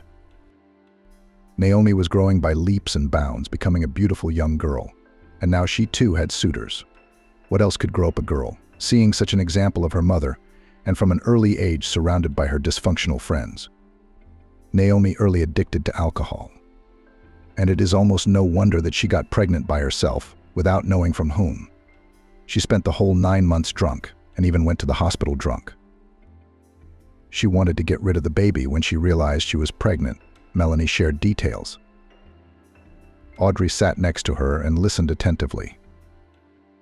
"Maybe we should put the baby in the other room," Taylor suggested cautiously. It seemed to him that this conversation was not for children's ears. "She knows everything." Melanie waved her hand. "Let her know. It's her life, her destiny. She has the right. Not all children are destined to be happy and desirable. What can you do now?" So Naomi didn't manage to get rid of the unwanted pregnancy, but this fact didn't upset her, even perhaps, and pleased. The girl had time to realize that the child can be a great source of income, as she was once for her mother. Baby Audrey was born, pretty and surprisingly healthy, especially considering the lifestyle of her mother during pregnancy. The girl was cared for by Melanie and Naomi. Both of them couldn't get enough of the baby. It seemed to both of them that Audrey would not repeat their fate, would break out into the people. It was their hope for a happy future. Naomi, did she ask about her father, about me?" Melanie grinned. "She did, especially as a child. She remembered you and her grandmother for a long time. And then somehow those memories faded away. Only sometimes Emma would tell me dreams of a beautiful life. I guess the memories must have come to her at night." "And what? What did you tell her? That's just the way it is. She said you don't need your father for nothing. He bribes her with his compliments and lives in his own pleasure. Doesn't want to know the kid abroad. Taylor opened his mouth to object but stopped himself. Melanie was right. He really was so callous, indifferent, cold. As a young man, Taylor had dreamed of forgetting about Melanie and Naomi like a bad dream and starting a new life. Only with time the man realized how important and valuable it is a daughter. But it was too late. Time passed. Audrey was growing up, Naomi, listening to Melanie's stories about her daughter.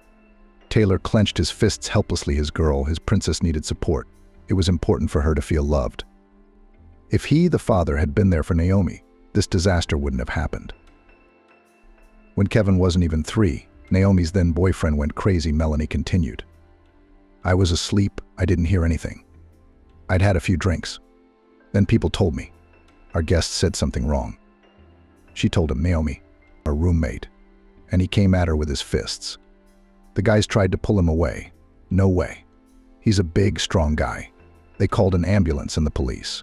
They took him to jail and her to the hospital. But they didn't save my little girl. I didn't find out until morning. Taylor was silent. It was hard to hear the terrible truth. His heart clenched with pity for his daughter, whom he did not have time to save. Penelope is a good girl. Melanie looked affectionately at her granddaughter. She's smart, she's working, she's already helping her grandmother. Thomas is the one who brought you here. He takes her to trade, so she can ask people for money. There's a lot of people giving to a pretty girl like her. Thomas usually gives us more than half. Maybe he's lying, I don't know. But it's enough for us. A child shouldn't have to live like this. Taylor finally spoke. His voice sounded hoarse and muffled, like it was coming from underwater. I know there's no way out, Melanie said. I have to rent an apartment, I have to pay the bills, or they'll kick me out. I also have to eat every day for me and the child and drink. And drink, Taylor agreed, but he shuddered as he sobered up. Melanie, do you love Audrey? What kind of question is that? She's the only person in the world I'm related to. Then you want what's best for her, don't you? I have a proposition for you. A couple minutes later, Taylor had to leave the filthy, squalid apartment in a hurry. He was followed by curses. When Melanie heard Taylor's proposal, she lost her temper. She began to call her ex-husband the last words, not at all embarrassed of the child. Then she went from words to deeds and began to throw at her husband everything that came under her hand. And all this in front of Audrey, who seemed not particularly surprised and certainly not afraid. You won't get Audrey. Don't get Audrey. Don't get Audrey. Get out of here and don't ever come here again. Taylor realized later that he'd made a mistake. He should have spoken to Melanie more carefully and started not with Audrey, but with her. In a rush of feelings, the man immediately offered to take Audrey away, began to explain how the girl would be good in their family, and what prospects awaited her. Melanie's eyes immediately watered with rage. The woman behaved in such a way that Taylor had to leave her apartment. He tried to say that he would not leave Melanie, would put her in a clinic, would help her with money, but she did not listen. Small objects and curses flew at Taylor. The best thing he could do in this situation was to leave. So Taylor left. Back at the hotel, he carefully considered the situation. He was filled with a variety of feelings and emotions. The joy of meeting his tiny granddaughter, the pain of irreparable loss, fear of never seeing the little native man again. Taylor was filled with anxiety for Audrey and for Melanie too. The ex-wife, by the looks of it, was rapidly sliding down the incline. Strangely enough, Taylor was not indifferent to her fate. After all, they had a lot in common. In the morning, the man went to the church, the same one on the steps of which he had met Audrey yesterday. No, Taylor wasn't going to approach the girl. Melanie had probably told her something bad about him yesterday, that she should be afraid and stay away. It was just that the young grandfather wanted another look at his granddaughter, a granddaughter whose fate was now in his hands. Audrey was still just a baby, but with a family she would blossom into a normal, happy child. She had a chance for a happy childhood. There were still so many years ahead of her. Taylor wanted to give her toys and beautiful clothes, to take her all over the world, to show her wonderful places, to surprise, to please, to inspire her. A few hours passed. The sun was already high and Audrey was still gone. Perhaps Melanie was afraid that Taylor would take her granddaughter by force, which was why she hadn't let the little girl go outside today. Or maybe frowning Thomas had taken Audrey to a new place for the same reason. Taylor realized there was nothing more to wait for and left his observation post. He wandered around town in great excitement, passing Melanie's house several times. It would be so easy to go to her now, to see little Audrey again. But repeated visits might frighten Melanie very much. Then she would take Audrey away, as Naomi had once done, and flee in an unknown direction. You'll be looking for them like the wind. Toward evening, Taylor took up an observation post in the dreary, familiar courtyard. He hid in the gazebo opposite the entrance to Melanie's apartment. Some time passed and he saw her, his ex-wife, unaware that she was being watched. She was walking down the street with a wrinkled, swollen woman, swollen from heavy libations. Apparently with a friend, the ladies were talking loudly and laughing horse laughter, obviously tipsy.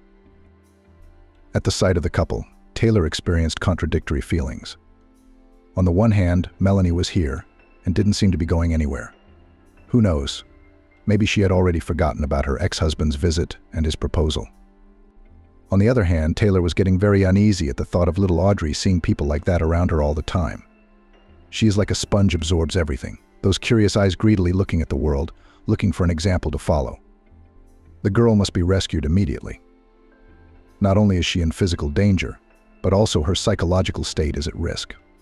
Melanie herself goes to the bottom and pulls the child with her. Taylor decides to take his time. He will return to Los Angeles and talk to the mother.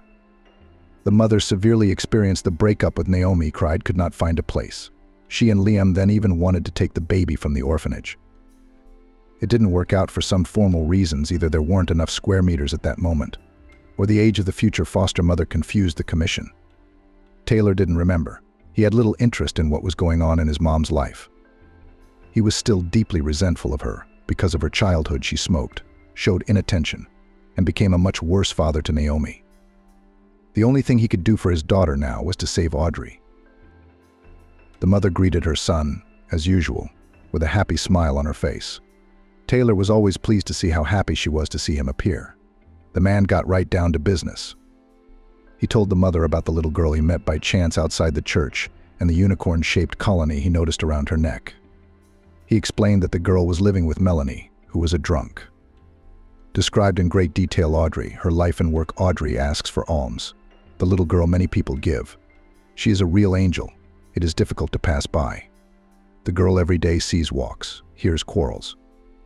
She is in danger, every second in danger. It's scary to imagine what could happen to her there. It's horrible. No, it's wonderful that you finally found them. And amazing. I'm happy to know that I already have a great-granddaughter. To think I'm not even 70 and I'm already a great-grandmother, said the mother. I want to see the baby.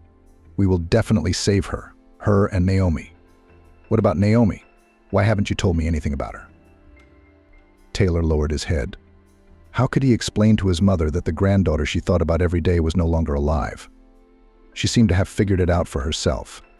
Tears rolled from the woman's eyes. She had to hold her palm to her mouth to hold back her sobs. Taylor put his arms around her, comforted her, and cried with her. It seemed to be the first moment in the life of a mother and son, when they were so close and needed each other. We have to get the girl out, the mother finally said, gently pulling Taylor away. We have to pull ourselves together. You say Melanie threw you out of the house when you hinted that Audrey would be better off with us.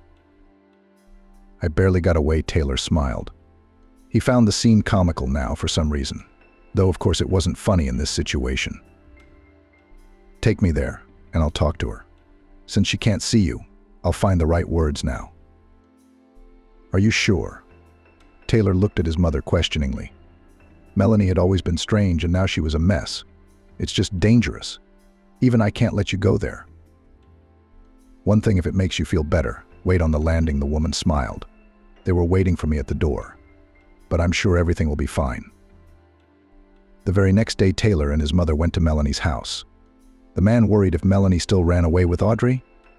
After all, the girl, for her inexhaustible source of income, and the baby works, and the state on her allowance transfers. Melanie understands perfectly well that if Taylor applies to the guardianship authorities, he will give the girl. Because the conditions in which the child lives now are simply unacceptable. That's clear to everyone. So how disappointing would it be for Taylor and for the mother if the apartment turned out to be empty? Taylor tried not to think about it. The mother bought a whole bag of beautiful clothes and dolls for her great-granddaughter. Taylor told her that he hadn't seen a single toy in the house. The great-grandmother was confused. The man imagined what joy would bring the girl all these things, if only it was not too late. Taylor found the right street without difficulty. With excitement in his heart, he entered the entryway. His mother, on the other hand, seemed quite calm. She was even smiling. Liam wanted to go with them, offered his help, but his mother said it wasn't required. It was a shame. Right now, Taylor would be more comfortable if he were with him, the calm, judicious stepfather who had once replaced Naomi's father. Even if only for a short time, but the girl was truly happy with him. "This is the apartment," Taylor said, pointing to the right door. He pushed it open, but this time it was locked. Melanie must be afraid of her ex-husband now, because the door hadn't locked before. Or had she taken Audrey and gone somewhere else? He'd go around the corner, asked her mother, and pressed the bell button. The bell didn't work.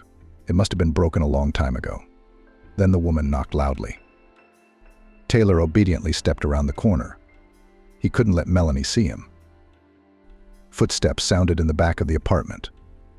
The door swung open. "What do you want?" Melanie's voice was rough, husky. Taylor exhaled with relief. "She's here.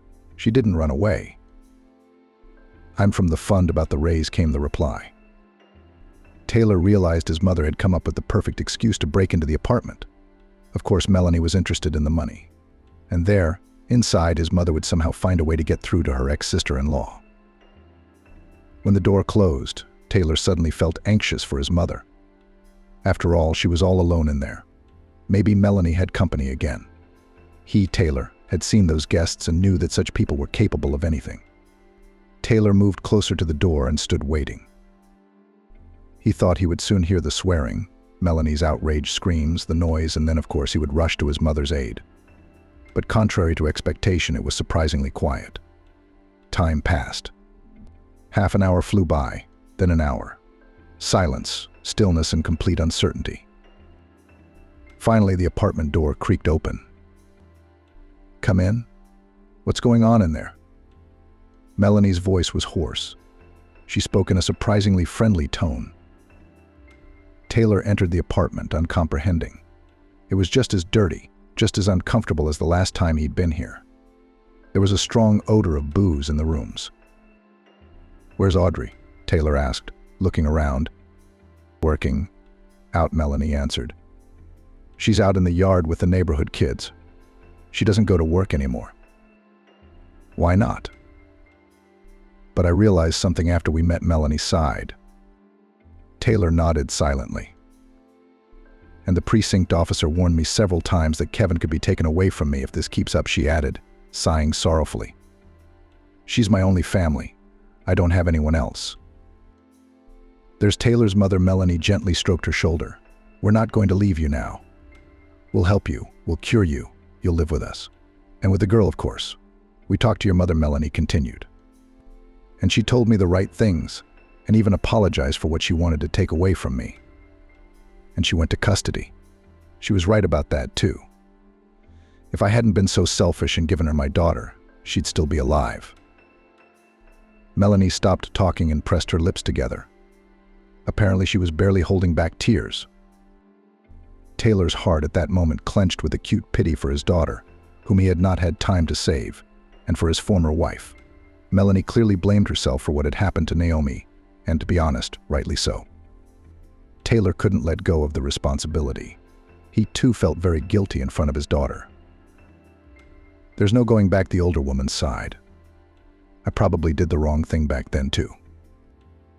You should have been gentler, more cautious, found a way out that would suit you as Naomi's mother," the older woman sighed. "I wanted to take the baby away from you without noticing. I didn't think much about your feelings." "We're all good," Taylor summarized. "But unfortunately, nothing can be undone. There's no bringing Naomi back. But we can make Audrey's life happy. We can do that." We just have to find the right solution this time. And we already have. Melanie smiled. Her eyes remained inexpressibly sad. All right, Taylor's mother said in a businesslike tone. We're all going to Los Angeles tonight. You and Riley are going to get custody of the girl and take her into your family. I know your wife will support that decision. Taylor smiled. Not only will Riley support the decision, but she'll also be happier than she's ever been in her life. His wife, ironically, can't have children. She's dreaming of having a child. And then suddenly in their family will appear Audrey, a cute, smart, and very sociable girl. She and Riley will make each other happy. That's for sure. Melanie, are you in? Taylor asked. I do. It's what's best for Audrey. What can I give her? Audrey needs you very much. Taylor's mother put her arm around Melanie's shoulders.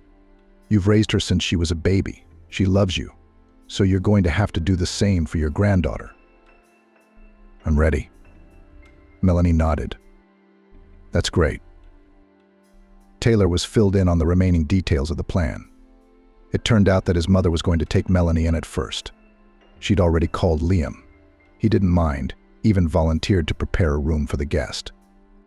But Melanie wouldn't be a guest for long. She'd be traveling for treatment soon.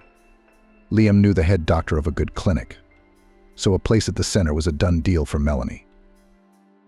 Are you okay with the treatment? Taylor asked. He was surprised that everything was going so smoothly. The man was ready for a fight, for arguments, for mutual insults. I agree, Melanie nodded. I don't like this life myself. Then the door opened with a bang, and a cheerful Audrey flew into the apartment, flushed from running fast. Despite the fact that the little girl was dressed in an old dress inherited from the grown-up children of the neighbors, she looked gorgeous. The adults admired the little beauty, who in turn looked at the guests with curiosity. I remember you, Audrey smiled, looking at Taylor. You bought me buns at the church and gave me lots and lots of money. Thomas praised me so much afterward. Then the little girl came to her great-grandmother and looked carefully into her smiling and a little confused face. I have never seen you before, but you remind me of someone very much, someone good and kind, Audrey said. It was already happy. Great-grandmother could not hold back her tears. She looks so much like Melanie, wondered the old lady. Amazing. 6 months passed. Audrey lived with the Taylor family. Riley was very fond of the girl and she reciprocated her affection. The man, looking at his wife and granddaughter, quietly rejoiced that this happiness had come to his house. Riley and Audrey walked a lot, played, talked. The woman dressed up the girl like a doll. She taught her important things: to speak beautifully, to dress properly, to eat decently. The little girl grew up in a far from dysfunctional environment. This, of course, left an imprint on her behavior. The girl sometimes expressed herself as a seasoned alcoholic, stashed food for a rainy day, and even sometimes snatched change from the pockets of adults. With this, we had to work hard, and the adults worked. They even consulted a psychologist to make sure they were doing everything right. Slowly, Audrey's behavior improved. After all, by nature she was a very sensitive and kind girl. The little girl learned to grasp everything on the fly. From a wild child, she gradually turned into a little princess. Taylor could not be pleased with his granddaughter. The man realized that these wonderful metamorphoses with the child are mainly due to Riley, and was grateful to his wife for her work and warmth of soul invested in the girl. He himself often spoiled his granddaughter. He wanted to give her gifts. The joyful gleam in Audrey's eyes at the sight of another surprise gave Taylor an incomparable pleasure. Melanie was being treated at Taylor's medical center. He'd already bought her a small apartment near her mother. When Melanie got out, she'd have a place to live. Her mother would look after her, support her. She was genuinely worried about her son's ex-wife and thought that she had behaved wrongly then, many years ago. And who knows what should have been done. According to Melanie's own assurances, she had a new life. The woman now dreamed, planned, saw her own future in bright colors. She even wanted to go to work after treatment. Of course, I've had a lot of summer, Melanie said, but I still have a chance to get my life together. Taylor was in agreement with his ex-wife and even found for her a suitable place and the position of a checkroom attendant in the concert hall. The work is not difficult, even interesting. Melanie will succeed, was confident Taylor. Melanie had given custody of Audrey to Taylor and Riley. Can you do better? I didn't do any better. I made Audrey's life a nightmare. I realize that now. You're going to make her happy and successful. I'll just be a grandmother, Melanie said. Taylor felt happy now. Everything was going exactly as it should. The longing for his daughter Naomi was, of course, forever in his heart. But he'd done everything he could for her, helping her mother, raising her daughter, his granddaughter Audrey. Everything would be all right now. Daniel walked into his office, which had become his home after so many years of working at the hospital. He always felt at home here. Tall shelves along the walls were filled with folders and books. A desk littered with papers rotating. A comfortable armchair, once presented by colleagues on the anniversary. Everything in the office was familiar, calming, and even cozy. Daniel had to spend days at a time here, even overnight. He had a couch in the corner for those occasions. Normally it was piled high with folders and papers, but in the conditions of time pressure they were stacked on the windowsill, and the couch turned into a bed on which you could sleep at least a couple of hours. And the time pressure was not uncommon. Yes, Daniel's work was hard, but interesting, and also incredibly necessary. The man loved his work. Now he was already the head of the neurosurgery department at the regional children's hospital. But he started out as a common surgeon. Daniel remembered the first operation he performed on his own. His heart clenched and his hands were shaking in front of the operating room. He, then a young doctor who had just finished his residency, was afraid to do something wrong. And his hands were also shaking. It seemed then that 7 long years of training had been for nothing. He wouldn't be able to operate. Not the right character. Probably a coward. But in the operating room, the excitement was gone. In front of Daniel lay a patient with whom the anesthesiologist had already worked. An 8-year-old boy who'd been in a car accident with his parents. The adults had scratches, but the kid had a severe head injury. Right now he had a hematoma growing in his head, which, if it is not removed now, will lead to catastrophic consequences, and only he, Daniel, could help the little patient. The young surgeon had the feeling that he knew exactly what to do. Daniel no longer felt anxious. Point by point, a plan of action took shape. The team was waiting for his orders. The boy nodded his head and they began. They worked harmoniously, like a single organism. Everything then went like a textbook. The boy recovered quickly after the operation. Daniel then watched with a smile on his face as the little patient scurried around the hospital corridors with other children. The child had a long, happy life ahead of him. He had so much ahead of him, and it might not have been. It's scary to imagine. Daniel often wondered what if that first time had been a failure. It's not always up to the doctors. Now Daniel had a lot of experience, and he knew for sure. Sometimes seemingly hopeless patients recover. And people with minor illnesses, on the contrary, die. Why this happens is an open question. Perhaps the higher powers have their own plans for each person. What if the boy, the young surgeon's first patient, had not survived? Would Daniel have stayed in surgery then? Probably not. It would have been too big and too serious a blow for him. But I guess fate had it differently. The boy was destined to become a surgeon. Daniel quickly became known as a talented young surgeon. It was flattering, of course, but much more gratifying was the sincere gratitude of recovering young patients and their parents. Looking into these happy eyes, Daniel realized that he did not live in this world for nothing. At such moments he felt warm and light at heart. Of course, tragedies also happened. Daniel could often foresee the outcome in advance. Each time it knocked him out of his element. But Daniel was well aware that he had done everything he could. The young surgeon preferred to give patients a chance even when other doctors refused them. He took on the most difficult and seemingly hopeless cases. Sometimes he was able to help people. Sometimes, unfortunately, not. But for each of his little patients, Daniel fought to the last, so that he would not be tormented by the annoying, guilt-ridden thought that not all resources had been utilized. Daniel didn't remember every one of his patients.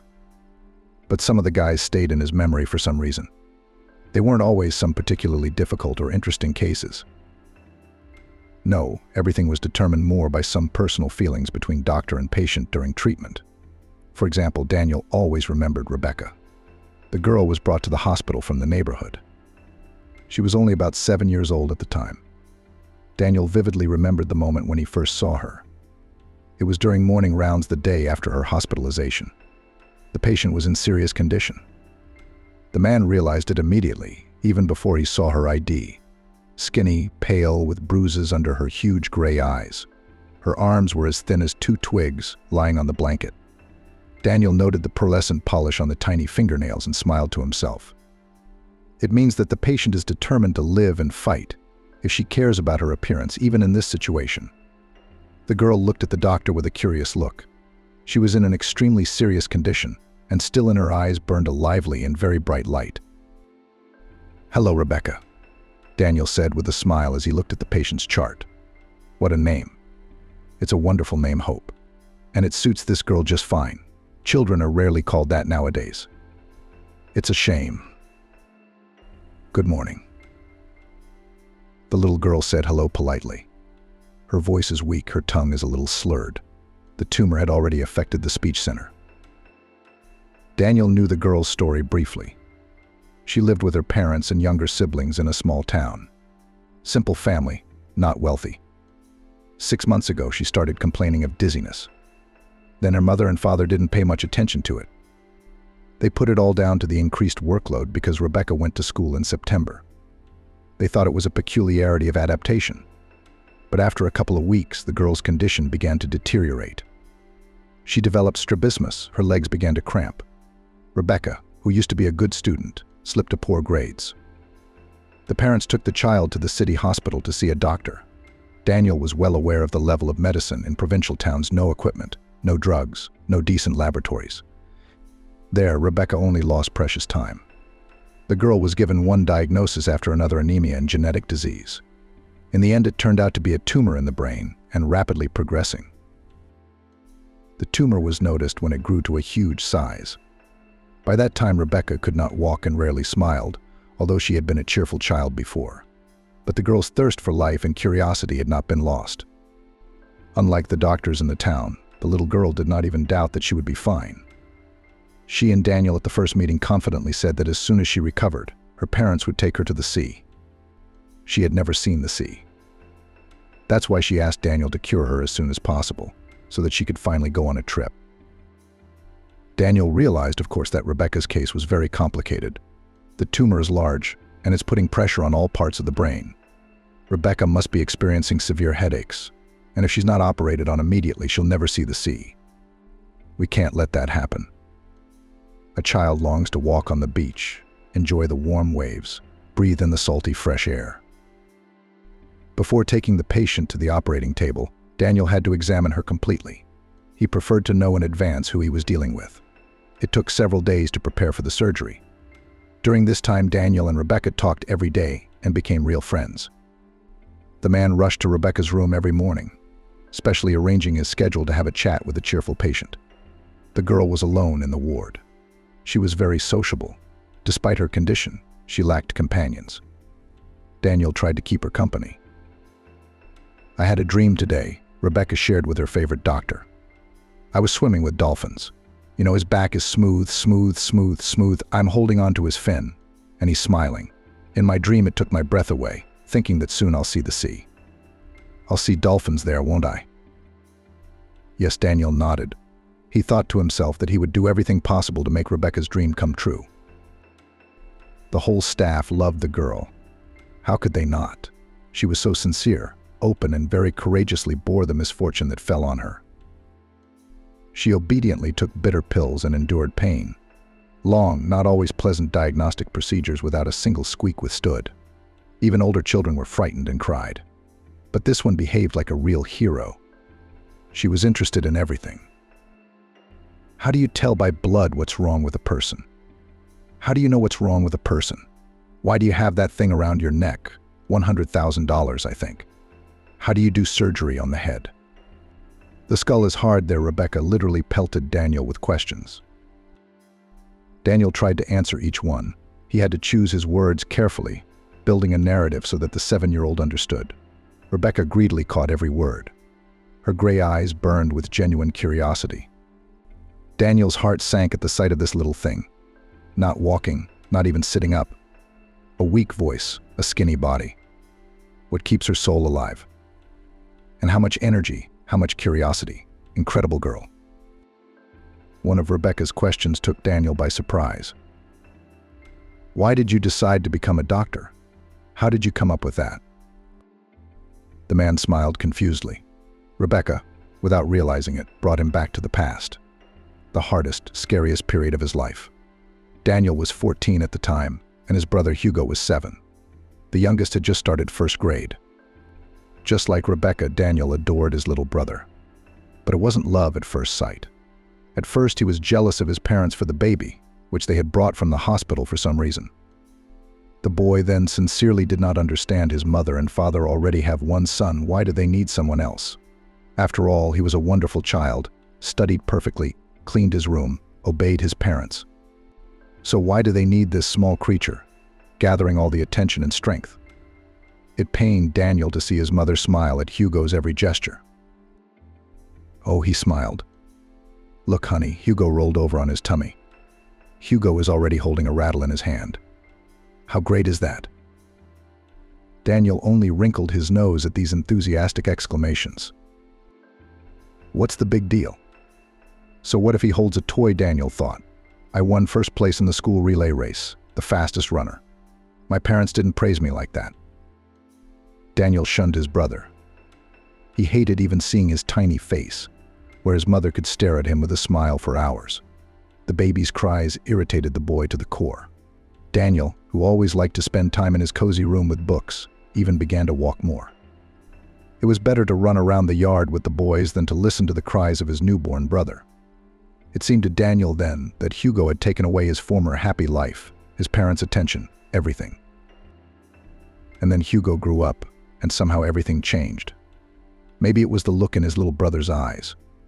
As the boy grew older, he began to look at Daniel as if he were a deity. His eyes were full of trust and admiration. Daniel tried to ignore it at first, and then Hugo got upset when his tower of cubes fell apart. And Daniel immediately corrected the situation. He didn't do it out of pity or love for his brother. He just didn't want to hear him cry. Your baby boy threw that look at him again. Daniel even squared his shoulders at him. Hugo clearly thought his older brother was omnipotent. Something had changed since then. Daniel had taken a serious interest in his brother. It turned out that it was great to play with the baby, to help him learn about the world, and at the same time feel strong, smart, and serious. Hugo followed his older brother with his tail, tried to imitate him in everything. And he did not mind. Now he was pleased with such attention. Daniel genuinely liked Hugo. He felt needed and important with him. Hugo had grown up, no longer a frightened little boy. He had become a sharp boy, a lover of backyard soccer, a leader of boy scrimmages, a conqueror of fences and roofs. Daniel was proud of his brother. That's how he turned out to be a lucky, agile, energetic leader among the local kids. Daniel himself had never been like that. Trouble came when he wasn't expecting it. It happened in September, just after Hugo became a first-grade student. His brother didn't like to read and write, but he showed all his talents in physical education. He was even selected for the local basketball team. Daniel knew that to get there, you had to pass a tough selection process. And Hugo handled it with flying colors. It was something to be proud of. You know, they gave me a uniform. Hugo's eyes shining with excitement, he flew into Daniel's room, clutching a pile of red and white clothes, the coveted uniform. Daniel's heart fluttered with excitement then. Many of his friends wanted to join the team, even specially trained, and no one succeeded. But Hugo was taken right away in the first grade. Handsome. Daniel clapped his brother on the shoulder. He tried to keep his voice low, not to show too much emotion. He was a grown-up, 14 years old. At the end of September, Hugo was already taken to an away competition, although he trained for a short time, but the coach knows better. So the little brother had time to prove himself. His mother didn't want to let him go, as if she sensed something. The father also thought the younger son was too young. But in the end, the parents gave in under the pressure of Hugo and his persuasions, which they later regretted more than once. The bus with athletes got into an accident on the highway. Hugo wasn't wearing his seatbelt. He must have buckled up first. The movement did not start until the coach made sure that everyone on the team was seated properly. He was very strict about safety. But then, Apparently, the mischievous little brother unbuckled his belt to spin freely in all directions. You have to talk to everyone. That's what Hugo's all about. The accident wasn't too serious. Most of the passengers were only slightly hurt, but Hugo wasn't so lucky. The unbuckled boy flew out of his seat and hit his head hard against the wall. It was said that Hugo didn't even feel a thing. He went straight into a coma. He was taken to the nearest hospital, hooked up to some clever apparatus. The fight for Hugo's life began. Daniel remembered those days well. His parents walked around pale, silent. Mom cried often and constantly called the hospital to see how her son was doing. Daniel wanted to visit his brother, but only his mother or father were allowed in the room, and that was bypassing the rules. He realized that Hugo had been unlucky. The boy had suffered a very serious head injury and was therefore unconscious. Hugo had undergone several surgeries. Each time, Daniel hoped that everything would be all right now. The surgeons seemed to him almost like gods in white coats. But as time went on, Hugo never regained consciousness. Sometimes Daniel heard his parents discussing the situation. His father said in a colorless voice that he should prepare for the worst. His mother, on the other hand, countered, assuring him that everything would be fine. Daniel had so much hope for the doctors. The doctors seemed very smart, serious, almost omnipotent. These people would help Hugo. They would save him. They didn't. That day, my parents didn't come home from the hospital for a long time. And when finally his father almost brought his mother into the apartment, Daniel knew immediately. His parents had obviously both just cried. Mom's eyes were kind of scary. That could only mean one thing: Hugo was gone. It was hard to get used to, much harder than adjusting to his arrival 7 years ago when his parents had changed so much. His father was hardly ever home now, disappearing to work and then going out with friends. He came home drunk, aggressive. The mother stopped noticing anything around her. She no longer cooked delicious lunches and dinners for the family, was not interested in Daniel's success at school. She didn't even watch her favorite TV shows. His mother lived as if she were a machine, serving some heavy duty. Daniel felt almost physical pain at not being able to talk to his brother, to look into his curious blue eyes. He wanted to talk about it with someone, but his friends wouldn't understand, that was for sure. His father was always away somewhere, and his mother never noticed anything. So he had to deal with it himself. At first, Daniel was angry at the doctors. Why hadn't they saved his brother? All those years of study, and they couldn't cure the boy. Perhaps Hugo was just unlucky to fall into the hands of these inept doctors. If there had been another doctor, a normal one, he would have saved Hugo. The anger in the teenager's heart was growing, gaining strength. Why should his whole family suffer so much because of some lazy and inept doctor? One day, Daniel couldn't stand it any longer. He went to the hospital. He went to the surgeon who operated on his brother. The guy himself did not know what exactly he needed from this man, but his soul demanded action. The teenager flew into the office on the second floor and saw in front of him a tired old man with eyes red from lack of sleep. "What do you want, young man?" he asked him politely. Daniel told him everything, without hesitation. He told him about his pain and his anger. The boy thought that the doctor would kick him out of the office at the beginning of his fiery tirade. But this man listened without interrupting, looked at the visitor with attentive and very sad eyes. Of course, I remember Hugo. He had a bad case. His brain was badly damaged. We did everything we could. We fought for young life to the last, and the doctor began to explain to the 14-year-old the details of Hugo's condition, telling him something about the structure of the human brain. Daniel listened with his mouth open. Now he understood a lot of things. Hugo had had almost no chance at first, unlucky in the fall. But the doctors had fought for him anyway, operating, watching, supporting him. The doctor even showed Daniel pictures of Hugo and other patients, so that the boy realized everything, saw everything for himself. And the teenager listened, asked questions. Now he knew and understood a lot of things. It was after that conversation with the doctor that the boy decided that he would definitely become a surgeon, perform brain surgeries and save people. And of course, Daniel will invent a means or method to help even such difficult patients as Hugo. Now Daniel was reading a lot again, books on anatomy. The new world attracted him, drew him in more and more. His parents were not particularly supportive of their son's hobby. They didn't seem to notice Daniel at all. Each was immersed in his own emotions, and each saved himself in his own way. The father went into a world of fun. Now he drank often, he had new friends. Daniel understood that in noisy companies, his parent tried to hide from the grief that fell on their family. But nothing worked, because the morning with a hangover came the realization of irreparable misfortune. The mother became indifferent from the resolved tragedy. She experienced everything inside, sometimes crying, sometimes snapping at Daniel because of some trifle. The teenager did not snap back, he understood everything. It would seem that having lost one son, mother and father should have focused all their attention on the remaining one, but both suddenly became completely indifferent to Daniel. He himself enrolled in courses at the medical university, himself learned the conditions of admission to the capital's medical academy, beat out a hostel, looking for tutors. Everything worked out for Daniel. He entered, moved to New York, began to study, then to work. His parents seemed pleased with his success, but both still hadn't gotten over their grief. Even years later, nothing had changed in that regard. Almost nothing. Daniel had tried to get his parents to see a good therapist. Now that he had connections in the medical world, he knew exactly who would help his mother and father. But they refused and said there was nothing wrong with them. You can't take them to Nicholas. It's a voluntary thing. Daniel didn't tell little Rebecca any of this, of course.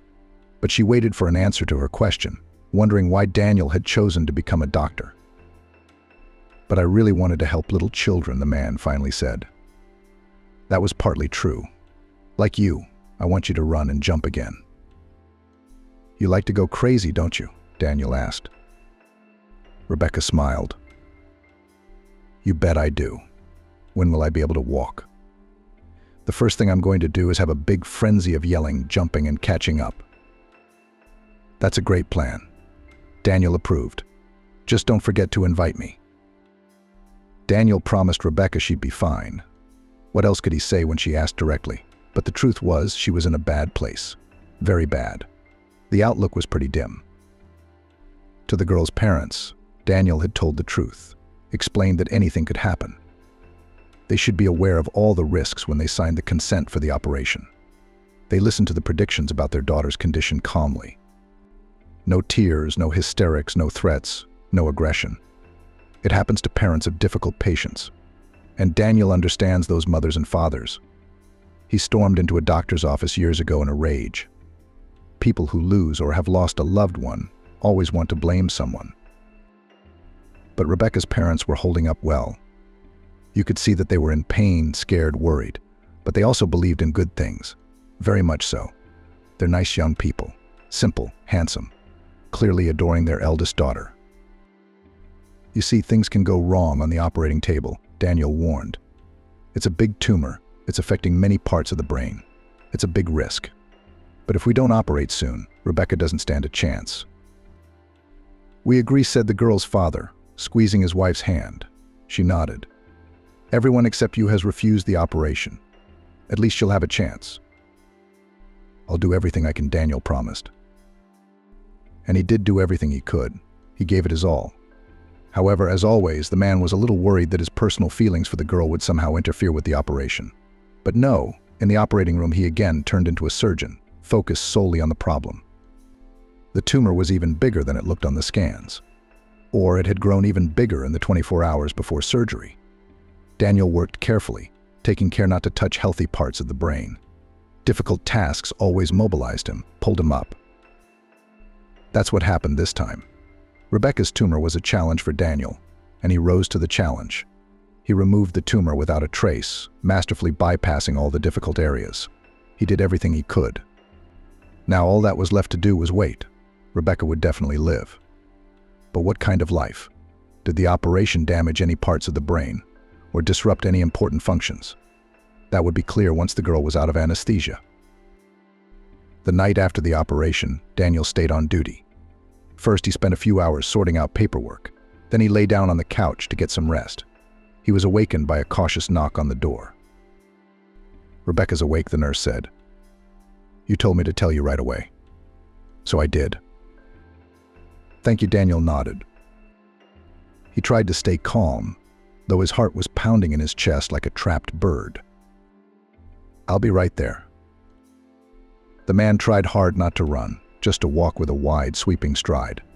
What would he see now? On the bed was the same Rebecca as before the operation. Daniel recognized her immediately in those curious looks and exhaled a sigh of relief. Brain surgery often changes people beyond recognition, and some are even profoundly disabled. There's nothing wrong with the girl's personality. You can see it in the look in her eyes. Daniel smiled at Rebecca with his eyes wide open. The girl certainly didn't look like much. Her head bandaged, half her face bruised under her eyes, her lips dry, her neck cut off. It's a good thing her parents can't see her like that right now. But it was all temporary. Danielle knew that as well as anyone. In a couple days, Rebecca's cheeks would turn pink, the bruises would fade. Her skinny arms and legs would be strong. "Well, kid, you're a real hero," Daniel said with a smile, sitting down on the edge of her bed. "No, you're the hero," quietly and hoarsely replied the girl. "You saved me. I know, they told me." Daniel grinned and stroked her hand. Then he asked the usual questions. Did she have a headache? Were her eyes watering? Rebecca answered, her tongue no longer slurred. Rebecca was still very weak, but it was only temporary. Daniel imagined telling her parents in the morning that their little girl would be fine now. He didn't dare disturb them now at night. Night calls from the hospital could be immediately taken as a bad sign. The man didn't want the parents to think for even a brief moment that the worst had happened to their little girl. Rebecca was indeed on the mend. She grew stronger by leaps and bounds. Only 3 days after the operation, the girl was already standing up. How happy she was to be able to move again. Rebecca had to spend several months in bed. And now the freedom of movement is available again. Isn't it a miracle? Shared her joy with Daniel. I can run, jump, dance. And when my mom and dad take me to the sea, I will learn to swim there and maybe even swim with a dolphin, like in my dream. Remember? I didn't tell you. I dreamt about a dolphin then too. During the anesthesia, I wasn't even the least bit scared with him. That's the gas. Daniel rejoiced. Be careful though. Don't run fast. You can't do that yet. No way, the girl argued.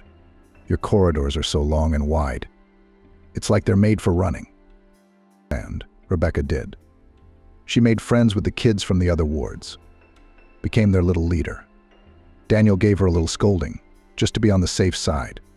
It was actually good for Rebecca, moderate exercise. It made her heal faster. After the operation, Rebecca needed to develop her fingers. The usual children's activities, such as molding, making crafts and appliques, were perfect for this.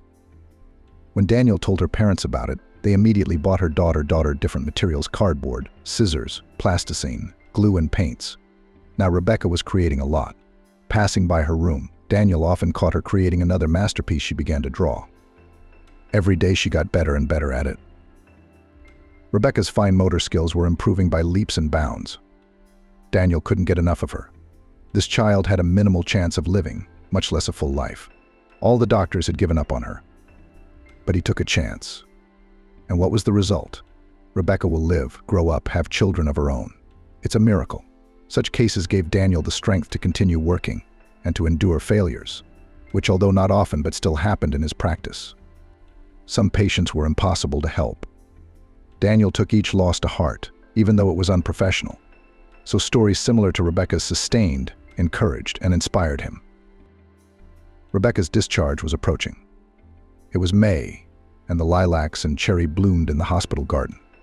Daniel tried to keep the windows open to enjoy the pleasant scent of the delicate spring flowers. That morning, 3 people entered his office for a discharge: a radiant man and woman, and Rebecca. The girl looked a little sad. "I'm going to miss you," she said, glancing at her doctor. "We have been such friends, and now we have to part. It's sad." "I'll miss you," too, Daniel admitted. Rebecca's words touched him, filled his heart with warmth. "But it's better if you don't go to doctors too much in the future." "Doctors are the best people," Rebecca said fervently. Daniel smiled. Then his attention turned to the girl's parents. He explained to them what to do next, how to rehabilitate their daughter, when to have her examined, just in case. Rebecca's father listened attentively, and her mother wrote everything down in a notebook. The girl herself was looking around curiously. It was the first time she was in a doctor's office. She was especially interested in the anatomical posters on the walls. "Let's say goodbye," Daniel smiled as he finished talking to the parents of the little patient. "Oh, I have a present for you." The girl realized and took out a small cardboard box from her purse, glued with shiny foil and decorated with tiny roses made of red paper. "What a beauty," Daniel marveled. He was really impressed with the creation he had found. Rebecca's fine motor skills were excellent. Not everyone could build such a masterpiece. It's amazing how quickly she recovered. "I made it for you," Rebecca admitted. "It took me 3 hours. Do you like it?" Daniel nodded very seriously. "This box will have a place of honor in my collection. Look at it." With these words, the man walked over to the shelves by the window. There, on the top shelf, he had his own museum. Rebecca was not the first little patient to thank the doctor with a gift made with her own hands. Daniel was good with children, so he already had a whole collection. The man did not throw away the children's creations. He kept them carefully. The little patients tried so hard to please him. These cute things had a special energy. Daniel placed Rebecca's box in the center of the room. "Wow, what talented children you have here," Rebecca said with sincere admiration. Danielle smiled. This girl saw the beauty in everything and at her age could not envy the skills of others, but admire them. Amazing person. "Well, good luck to you." Daniel smiled goodbye. "We'll see each other again sometime," Rebecca promised. "Better not," Danielle said as the door closed behind the girl. If they saw each other again, it would mean only one thing: the disease had returned. And Daniel didn't want that to happen. But he and Rebecca had met. And it was under the strangest of circumstances. Years ago, looking at the skinny girl with pigtails, Daniel had never imagined how fate would bring them together again. Now the man found the small box with his eyes. The one Rebecca had given him as a parting gift. There it was, all shiny and bright. The man had stared at it many times, remembering his little patient, but he had never once thought to look inside the box. It had never even occurred to him. Now he intended to do so as soon as possible. It's been 20 years since Rebecca was discharged. A lot had happened in Daniel's life in that time, both good and bad. The man lost both of his parents in the same year. His father died of cheap alcohol poisoning. He'd completely collapsed by then. Whether or not his mother helped him keep his humanity somehow. Daniel tried many times to treat his parent, put him in the hospital. It was all in vain. Doctors are powerless if the patient doesn't want to get better. And his mother had a heart attack shortly after her husband's funeral. Daniel realized that both parents had not coped with the loss. Neither had been able to move on with their lives, and he himself had not helped them. Daniel himself believed it was his job that pulled him through. Every child's life he saved, he mentally dedicated to his brother Hugo. That must have been why the confidence lived in the man. Hugo hadn't lived long, but he hadn't come into this world for nothing. Thanks to what had happened to his brother, Daniel had entered the profession and was now treating children. This thought was very supportive to the man. His father and mother had no such support. Daniel felt the loss of his parents very hard, even if they did not communicate much. But the man always knew there are people who love him, always waiting for him, proud of him. To remain suddenly completely alone in this world. A grown man was not ready for this. During this difficult period in Daniel's life, Carolyn appeared. They met by chance. They were in the same company at the anniversary of Daniel's colleague. The celebration was held in a restaurant. Luxuriously served tables, live music, dressed-up guests, light, pleasant atmosphere. Daniel immediately noticed her, a tall, slender young woman with sad eyes. She sat in the far corner of the long table and looked. It was hard to describe, a look that couldn't leave Daniel indifferent. Long, wavy hair, thin hands with graceful fingers, high cheekbones, and for some reason sad eyes. He wanted to unravel the mystery of this silent beauty. What is she sad about, and why is she sad? Somehow he was immediately drawn to her.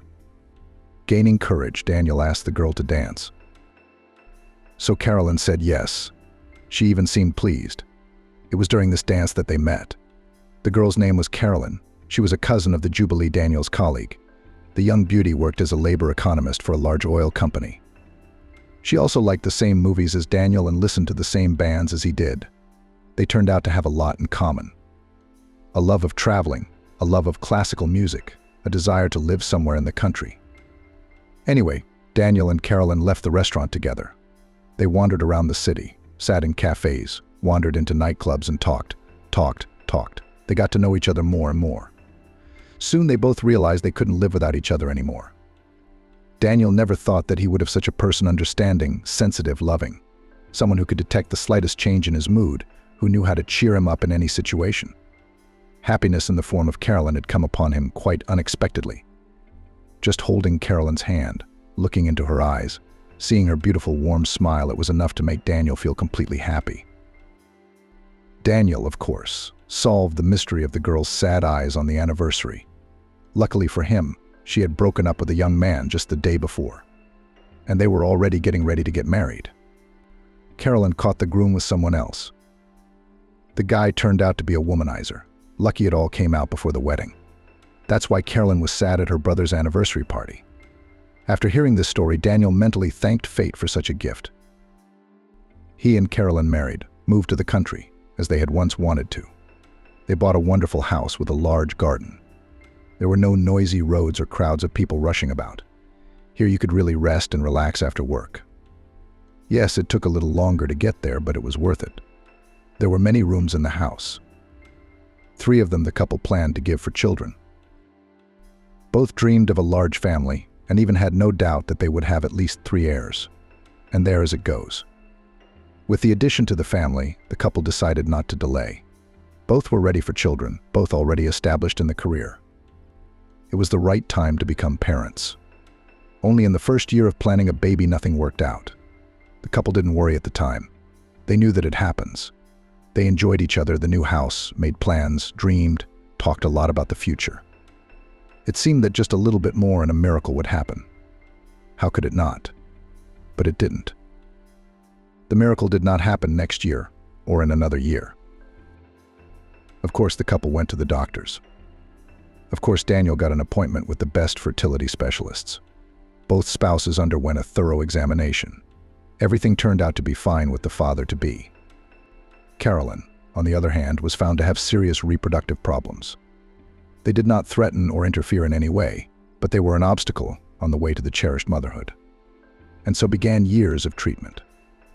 Carolyn obediently followed all the doctor's prescriptions, did not miss appointments, drank medicines, endured painful manipulations and unpleasant examinations. She did everything so that the children's rooms in their home would not be empty. And still nothing worked. Daniel felt sorry for Carolyn. She took every failure so hard. At first she was hopeful, almost certain of success, flying on wings. Then bitter disappointment, tears, despondency, and so it goes on and on and on. Will you stop it? One day Daniel had a serious talk with his wife. You're exhausting yourself, wasting time and nerves, ruining your health. I love you. I don't want you to suffer. Let's live for ourselves, for each other. I love you too. Carolyn smiled sadly. And that's why I'm going to give you a son. You'll see, everything will work out. I have a special feeling. Daniel sighed heavily then. He tried once again to convince his wife that he didn't have to suffer and agonize because of him, that Carolyn herself was important to him. It doesn't matter if she has a baby or not. Everything will be fine. Carolyn shook her head. We'll have a baby soon. I'm sure of it. Carolyn was right. I guess she did have a keen intuition. A couple months after that conversation, a miracle happened. Daniel vividly remembered the morning Carolyn told him the good news. The pregnancy test had come back positive. How happy were the eyes of the expectant mom. Daniel was breathless at her words, and suddenly tears welled up in his eyes. Was their dream almost coming true? As a doctor, Daniel was aware of the risks. Not all pregnancies end with the birth of a baby. There was still a long and difficult road ahead, especially with Carolyn's health not in good shape. But they had a chance, and it's a good one. Finally, the pregnancy is proving to be a real challenge. Carolyn almost lost the baby several times at different stages. She had to go into labor and delivery every now and then. Carolyn didn't complain, followed all the doctor's recommendations, and took care of herself like a crystal vase. What an anxious, exciting period it was. Carolyn had many ultrasounds, so it became known early on that she was expecting a boy. "I told you I was going to give you a son." Carolyn rejoiced. "And then 2 more daughters. We have 3 nurseries." The threat persisted throughout the pregnancy. The baby seemed to be progressing well. The problem was Carolyn's health. She was getting worse and worse. The body coped poorly with the load and now and then wanted to get rid of the woman from the impossible burden. The doctors kept the pregnancy alive. Daniel, as much as he could, tried to support his wife. All in all, it was hard on everyone. Of course, Carolyn was the one who suffered the most, but she did not complain about anything, did not regret. The woman knew what all this suffering was for. For the sake of the child, Carolyn was ready to endure anything. The labor began much earlier than the due date. Good thing Carolyn was in the hospital at the time. Everything happened rapidly. The baby was born very weak and was immediately placed in a cuvette. There was no prognosis. It was 50/50 whether he would survive or not. Carolyn demanded more precise information from the doctors, but Daniel knew. He himself had often been in such a situation, when everything depended on something unknown, unexplored. Now he suddenly found himself in the role of a parent like the ones he often dealt with, helpless, confused. An anxious boy named Justin after his ailing paternal grandfather. He was weak, too, they say, born prematurely. They nursed him on the stove. Nobody believed he'd make it, but he did. Not only did he survive, but he became a tall, strong, powerful man. But little Justin wasn't doing so well. At first he couldn't breathe. His lungs hadn't matured. When that problem was corrected, serious vision abnormalities were discovered. The boy was in danger of going blind. Daniel got everyone he knew on their feet. The child was operated on at the best ophthalmology center in the country.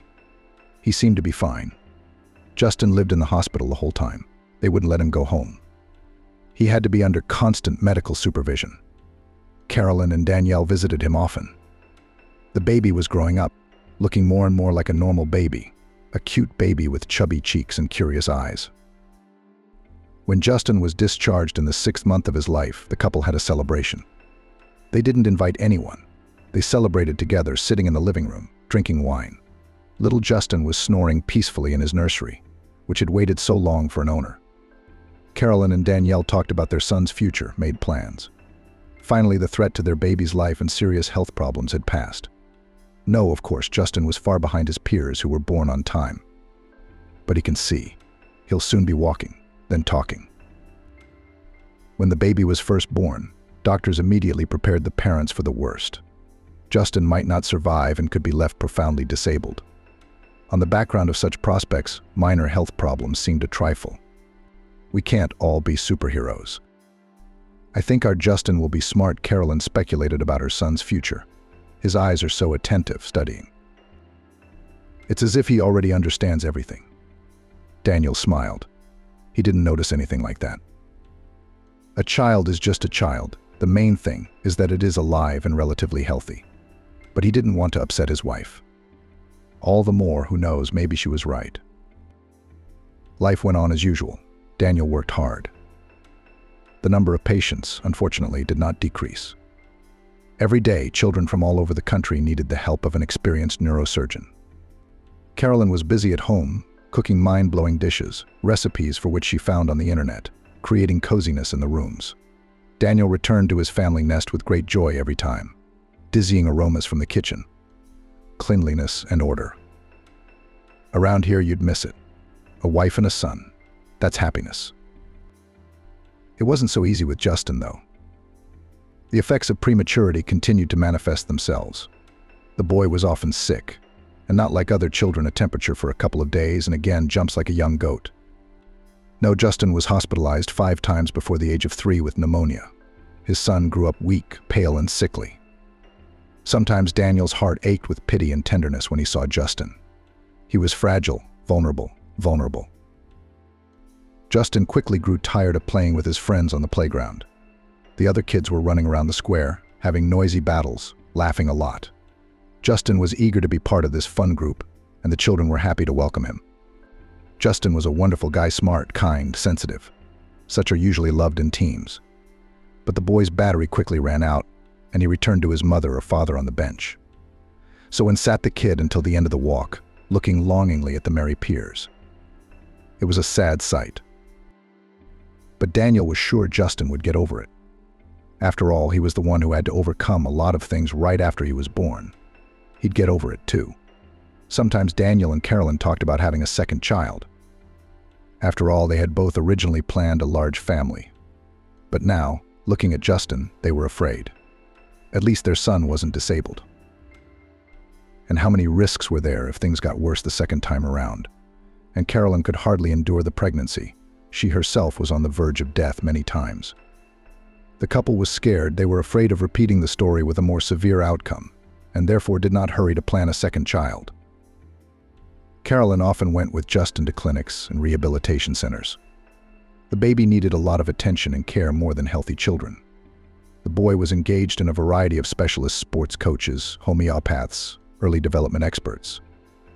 The results, of course, there were, especially in terms of mental abilities. At the age of 3, Justin was already slowly reading and quite fluently operated with numbers within 5. A little genius, that's what his acquaintances jokingly called Justin. Daniel was proud of his son's progress. It turned out to be such a joy when your child succeeds in something. But physically, Justin was still very weak. He couldn't even go to daycare because he picked up infections so quickly. And that was troubling. Daniel chased the bad thoughts away, reassured himself that the child was under the control of doctors, and they found nothing serious. Or maybe someone had a bad feeling about Daniel. How many children had he seen in his life? Hundreds of little patients had passed through his hands, and the man had learned to distinguish strong, promising kids with good potential from the troubled ones. Unfortunately, Justin fell into the latter category. Daniel didn't share his suspicions with his wife. She was worried enough as it was. Maybe she sensed something too. Trouble came on New Year's Eve. Justin took a little longer than usual to walk with his mother on the slide, which was built in the center of their cottage village. The weather was warm, and snow was falling in large flakes from the sky. It was beautiful. The scenery was like a Christmas card. Justin still didn't want to go home. Carolyn went along with him and let him go out in the snow with the neighborhood kids. The boy, as always, quickly tired and sat down on a bench closer to his mother. But he still refused to come back. He sat with a smile, watching his peers, who began to build a snow fortress.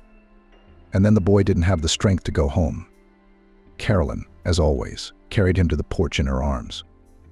Justin was only 3.5 years old, yet he weighed probably as much as 2 one-year-olds. By late afternoon, the boy had a fever. He must have sweated while playing on the slide and then frozen on the bench. Carolyn called a doctor right away.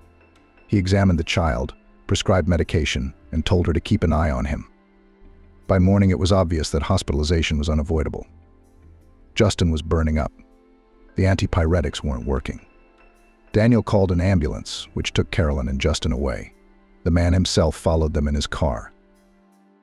From the emergency room, the boy was taken up to the intensive care unit.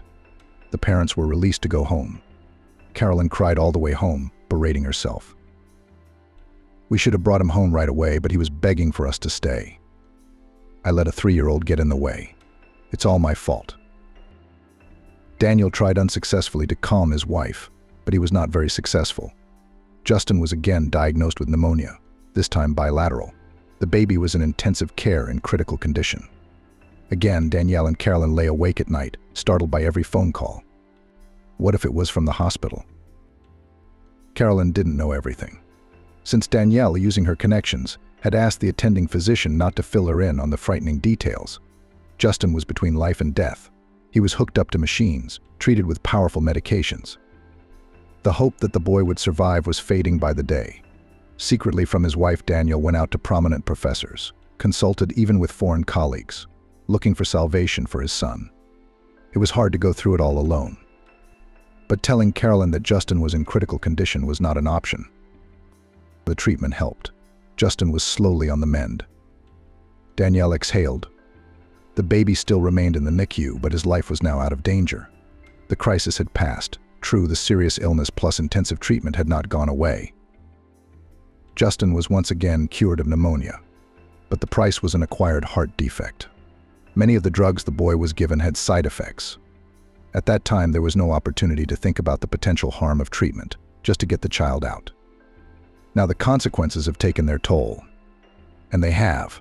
Justin had become a cardiologist on top of all his other problems. So much trouble for one small, skinny little boy, not even 4 years old. The kid was constantly examined. Doctors kept the situation under control. But Justin's condition was becoming increasingly critical. The disease was progressing rapidly. Carolyn was at first relieved when the threat to her only child's life was over. But a new problem again initially threw the anxious mother off balance. The doctor's prognosis sounded almost like a verdict. Justin was getting worse and worse. Then the woman pulled herself together for her son. Daniel marveled at his wife's resilience. She had to stay with Justin in hospitals, watch him, follow the numerous recommendations of doctors' physical activity, pills by the hour, constant monitoring of indicators, and so on. These worries and a rigid, busy schedule distracted Carolyn from depressing thoughts, gave strength to go on and fight for her son. Fortunately, the woman didn't know the whole truth. And the truth was this: Justin needed a complex, unique, long-term operation. It had been postponed. Carolyn thought it was because of her baby's weakness. He still hadn't fully recovered from the pneumonia. In reality, no surgeon wanted to take on such a patient. Daniel knew that Justin had a high chance of not surviving the long surgery. The man sent copies of his son's medical history to various centers and clinics, including foreign ones. The answer from everywhere was about the same. Daniel realized that without surgery, his son would not last long. He would fade away day by day, and they, the parents, would only have to watch. It was hard to realize this. No one gave an exact date.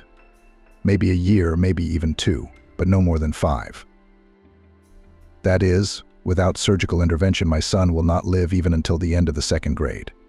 And in general, about school in such a situation, probably will not even have to think about it. The boy's condition will gradually worsen, and eventually he will go to bed. What's school for? But surgery is a huge risk for Justin. It's not a sure thing.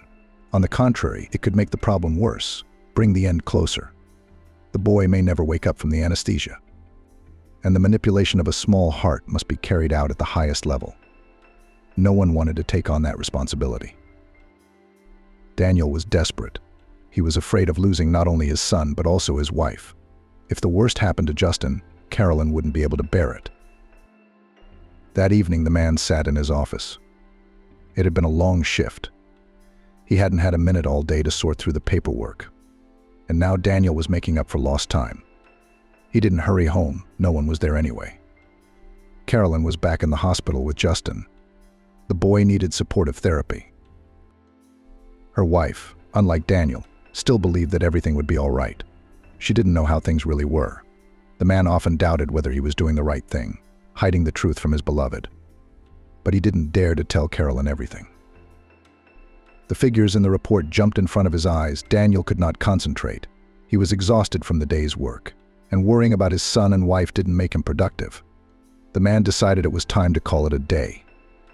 He would have a cup of coffee before the road, so that his eyes wouldn't slip while driving.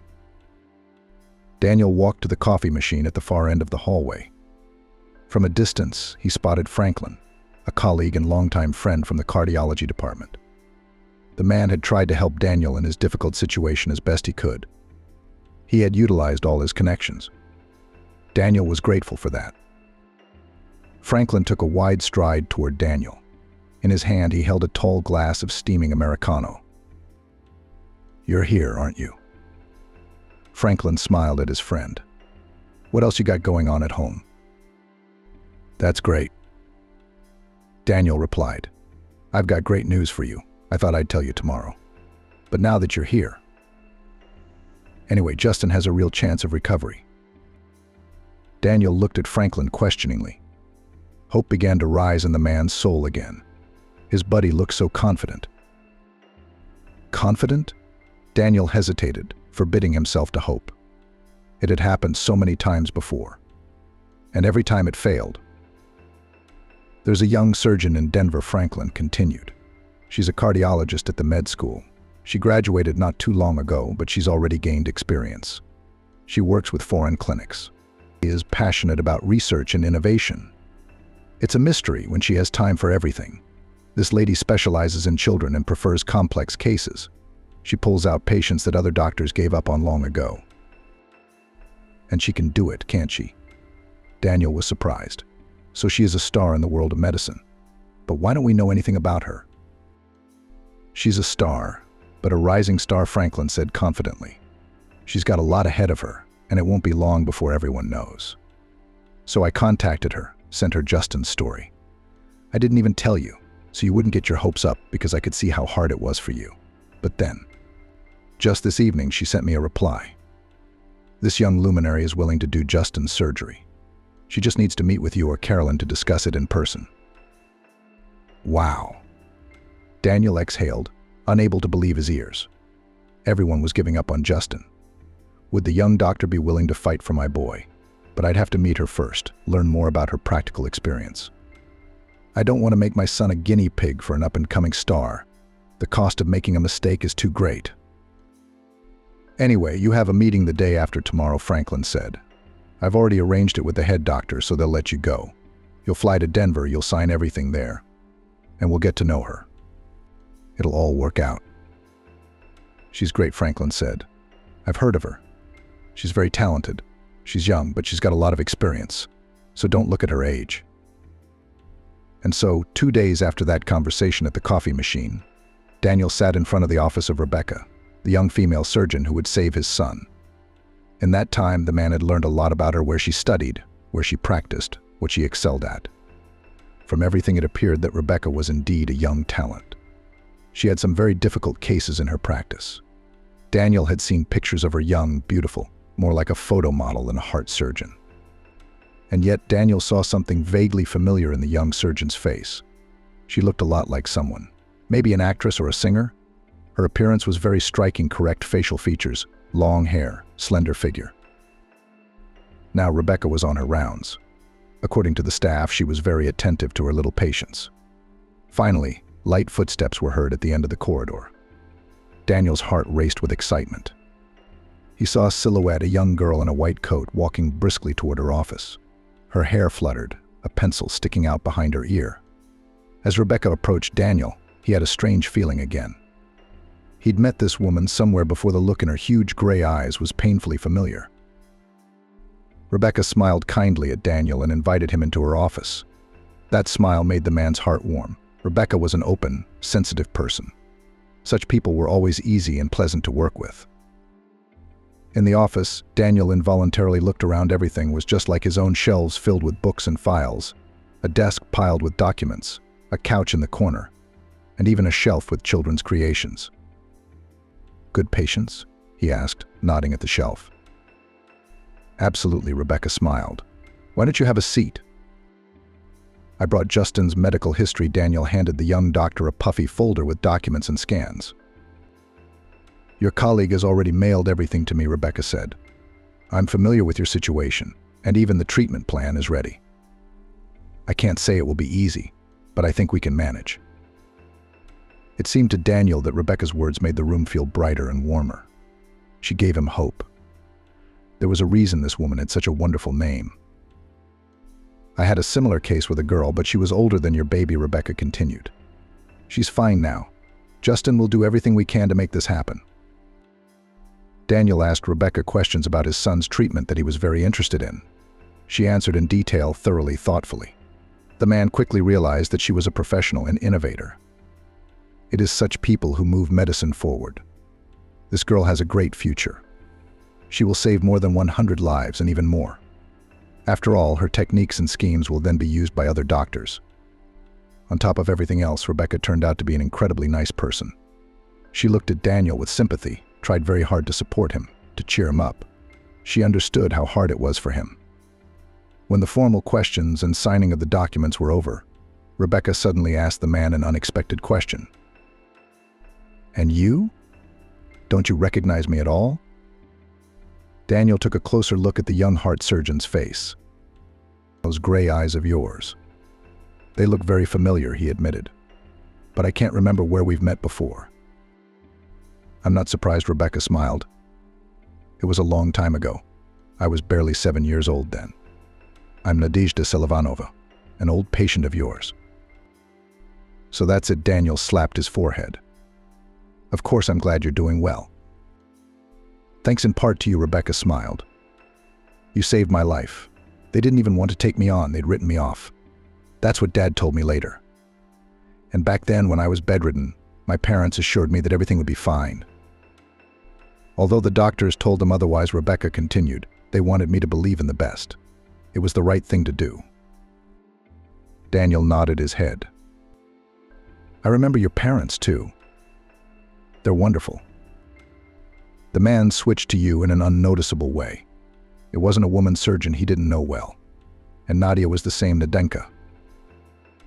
I'll do anything to save your son, Rebecca said. It's amazing what fate has thrown my way. Justin has become my patient. There's a reason for that. I believe in signs. We surgeons are superstitious, the new ones know that. Yes, that's true, Daniel nodded. I believe in signs too. That's how fate works. Now I'm in your parents' shoes. What was it like for them? I felt it all. It's scary to imagine. But don't worry, everything will be fine. Organizing Justin's transportation to Nizhny Novgorod took several days. We had to prepare documents, take a lot of tests, conduct another examination. Daniel had a lot of help from all his colleagues. In the end, we managed even faster than we had planned. And now the baby was already in the hospital under the careful supervision of Rebecca. She immediately found a common language with both Justin and Carolyn. Both of them literally fell in love with the smiling young doctor. Rebecca's mere presence gave them confidence and a happy outcome. Daniel never met her again. Rebecca had a lot of work to do.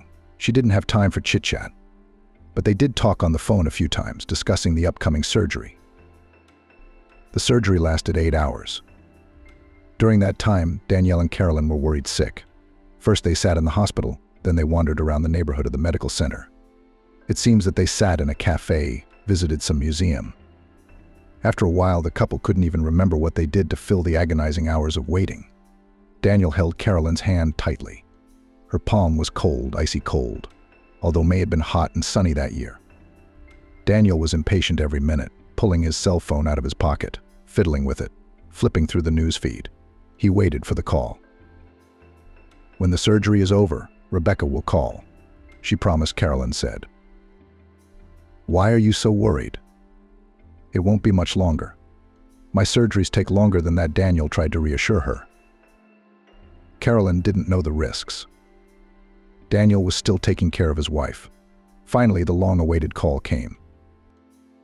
Everything went well, Rebecca's tired voice came through the phone. It was hard, but we did it. The team was great. Your son is a hero. He'll be fine now. More details tomorrow. I gotta go. Daniel slumped helplessly on the bench. He had a smile on his face, which his wife immediately realized. Justin is fine, Carolyn said affirmatively. Rebecca had worked a miracle. After the operation, Justin recovered quickly. He was only in the intensive care unit for 2 days, and that was only because of the protocol. Then Carolyn went to the hospital with him. Daniel, the attending physician, had to go back. There were patients waiting for him in the capital. There was a lot of work to do during his absence. Now he would have to spend the night at the clinic. But Daniel was not frightened by the emergency, especially now that Justin was doing well. The boy was looking better. A blush was appearing on his countenance with each passing day. It was beautiful and very unusual. Daniel was used to seeing his son pale with black eyes. Suddenly, Justin was a rosy-cheeked, bright-eyed baby boy. Carolyn shared Justin's new progress with her husband every day. He's so energetic. He's running around with the children from the neighboring rooms, almost on his ears, and he doesn't get tired. I was already exhausted. I can't keep an eye on him anymore. I'll have to get you a vitamin complex, Daniel smiled. Because now it will always be like this. I'm so happy. Daniel had to leave Nizhny Novgorod early. Justin, on the other hand, still had to receive treatment at Rebecca's ward. Before his flight, the man stopped by his former doctor's office to thank her. However, he had no words to express his feelings. She had saved his son, and therefore his wife. This is his whole life, his happiness and destiny. How to describe it in words? Rebecca was sitting at her desk, quickly writing something. When she saw Daniel, She smiled and broke away from her urgent business. "Rebecca, I don't even know what to say," Daniel said, taking a seat across from her. "You saved my son, you saved all of us. I can't even find the words to describe how grateful I am." "I was just doing my job," Rebecca shrugged. "And then we're even. Did your father take you to the sea then?" Daniel asked suddenly. Years ago, he had been very interested in that question. Rebecca wanted so much to get well soon to see the sea. Had her dream come true? "Yes," Rebecca smiled warmly. "It was a wonderful trip. It was the first time we went to the sea as a family. We swam, sunbathed, sat in cafes every day. My parents sold the garage to fulfill my dream. They must have been so happy that I survived that they did this impulsive thing." "They're really good at what they do," Daniel said. "You needed positive emotions and sea air more than any medicine at that time. So parents tried for the health of their daughter." "I swam with a dolphin too," Rebecca remembered. "True, not in the open sea, as in my dream, but in a dolphinarium. It must have cost my parents a lot of money. I mean, we've always been poor. But that summer after the operation, it was so happy. I felt like the whole world was spinning around me." "But you deserved it," Daniel said seriously. "You were a real hero. The whole staff marveled at how good you were. Not all kids have that kind of resilience." "Do you remember my box?" Rebecca asked. "I gave it to you when you were discharged." "Of course, it still holds a place of honor in my collection. It's on the shelf, and when I look at it, I think of you, that little girl, bigger than my eyes, cheerful." "Do you remember what was inside it?" Rebecca asked. "Inside?" Daniel was surprised. "I didn't even think there was anything in there," Daniel said. "So you didn't open it?" Rebecca's eyes lit up like two torches. Surprisingly, they were gray and cold, then suddenly bright and piercing. "No, I didn't," Daniel replied. "Will you be sure to open it when you get home?" Rebecca asked. "Sure, I can't wait," Daniel admitted. And that was the truth. Daniel stood in his office. In his hands, he holds the very same box, pink, shiny, decorated with paper flowers. The lid is closed with a homemade lock. So tiny that Daniel could barely manage it with his thumbs. He could have pulled harder, of course, but he didn't want to ruin something dear to his heart. At the bottom lay a color photograph of a smiling Rebecca. It must have been a graduation photo from kindergarten. Her blonde long hair was curled and beautifully tucked to the side. Her lips were slightly touched up with pink lipstick. That day, Rebecca wore a dress of sky blue color, puffy skirt, lantern sleeves. The disease had already made itself known then. There were dark circles under the girl's eyes, but Rebecca smiled broadly at the camera, holding a bouquet of scarlet roses to her chest. It was probably her favorite picture found on her. She looked like a princess. Girls just love that kind of thing. Danielle smiled. What a sweet, cute, spontaneous little girl she was. The little girl in the picture had so much ahead of her, and severe illness, and long treatment, and victory, the sea, study, work in the hospital. But that day, of course, Rebecca didn't realize it yet. She was just a little, dressed up, beautiful and happy girl. Daniel turned the picture over as he thought. On the back was a message. Rebecca had written it years ago in her childish, clumsy handwriting. The letters jumped around, leaning in different directions. There were many reasons for that. Instead of learning and practicing her handwriting, Rebecca had to undergo long and hard medical treatment. Besides, after the operation, her fingers were still not quite right. In fact, Rebecca was a future doctor. And we all know the jokes about their handwriting. "Thank you for living," Daniel read on the back of the photo.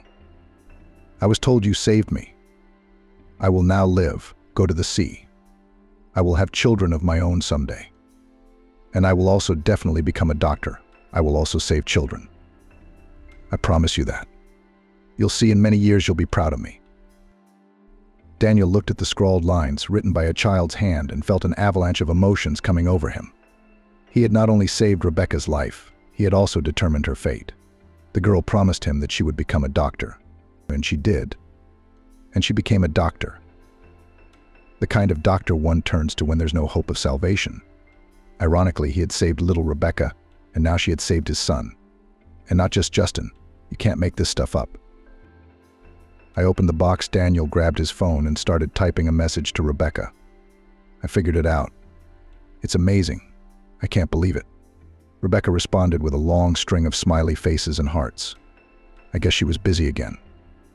Well, busyness was a common concern. But Daniel was sure when Rebecca got his message, she definitely smiled. A little more time passed. Justin had already recovered completely. Carolyn, lying with her son in the hospital, didn't recognize her boy. Why does he have so much energy?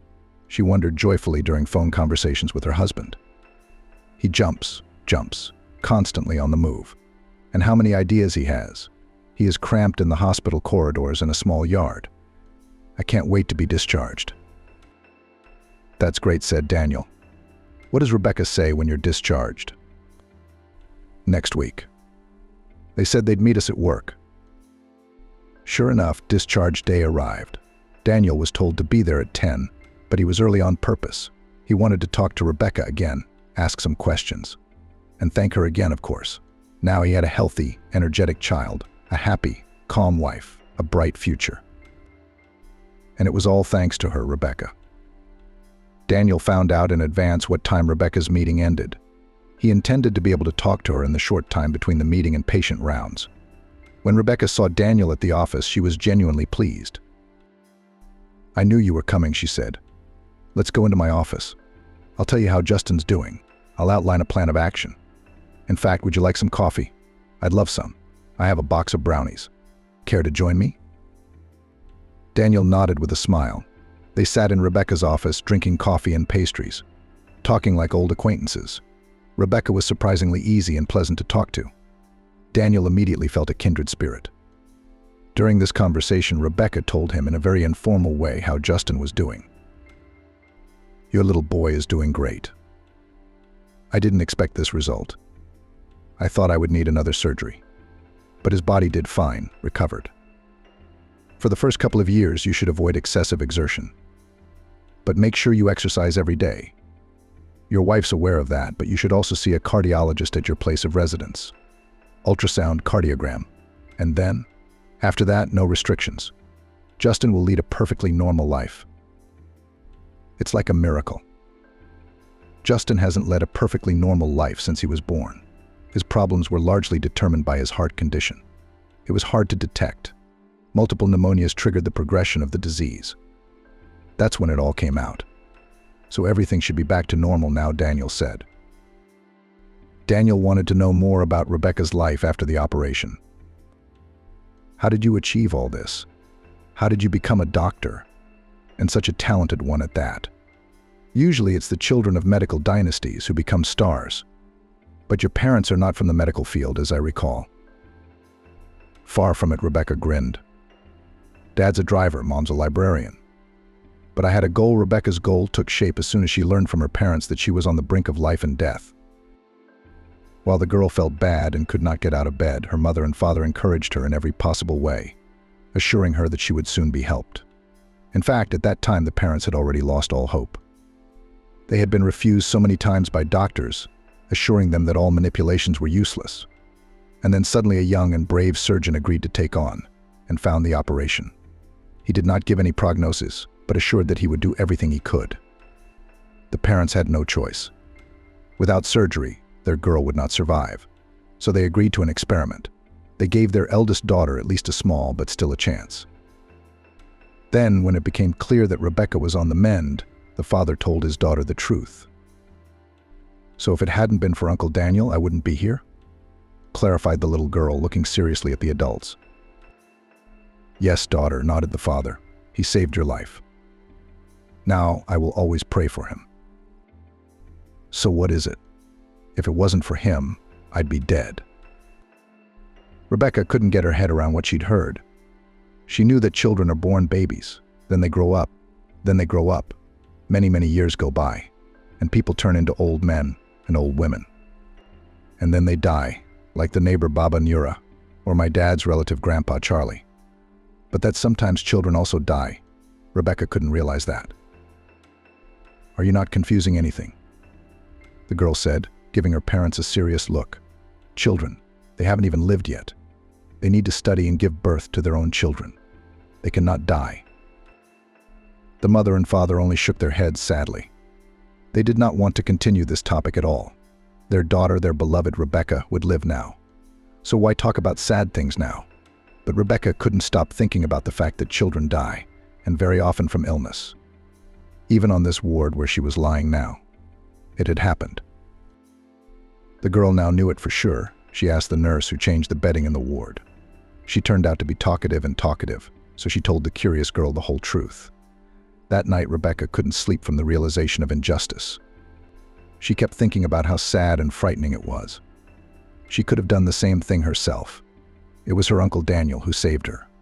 Uncle Daniel. He's so handsome, so kind, so smart, the best. Uncle Daniel always understood her. If Rebecca wanted candy, he'd find her candy. If she wanted a soda, he'd get her a soda. He was a wizard.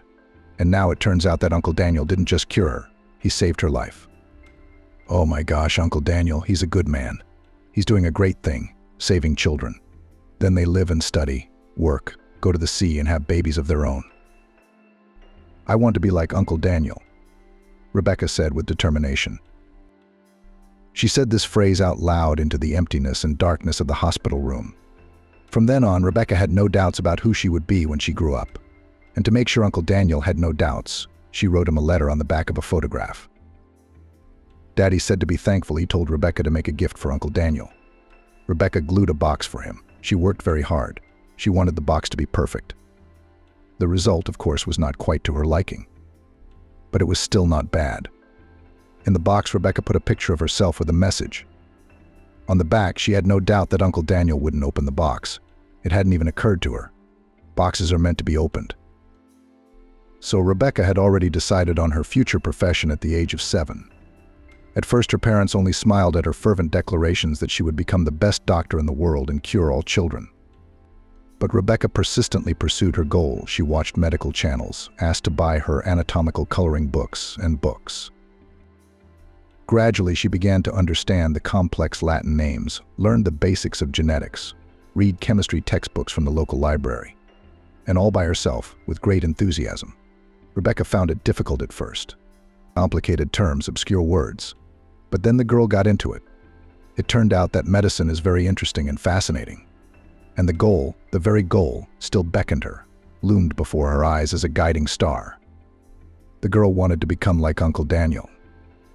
There should be a lot of such people on Earth, so that there would be enough for all the sick children. Her parents tried to talk her out of going to medical school. You're a smart girl, of course, but there's such a competition. Lamented the mother. No enrollment, you'll have to lose a year of time somewhere. Submit documents. It's better to go to Polytechnic or to study economics. The chances are much better, my father joined in. But Rebecca stood her ground. Medicine, period. She'd been preparing for it for so long. She'd been going for it for so long. No, Rebecca couldn't change her dream. She couldn't, and she didn't want to. She did it. She got in. She got a dorm room. She plunged headfirst into her studies. With each passing year, Rebecca realized more and more clearly that she had chosen the right path. Medicine was her calling. She was a very active student, read a lot of additional literature, participated in all kinds of projects and programs. She even teamed up with students from foreign universities. Young people shared their experience, tried to solve some problems together. Rebecca's heart sang. She felt like a fish in water. Rebecca chose a different specialization than she had originally planned. She wanted to be a neurosurgeon like Uncle Daniel, but in the course of training it turned out that the girl is more attracted to cardiology.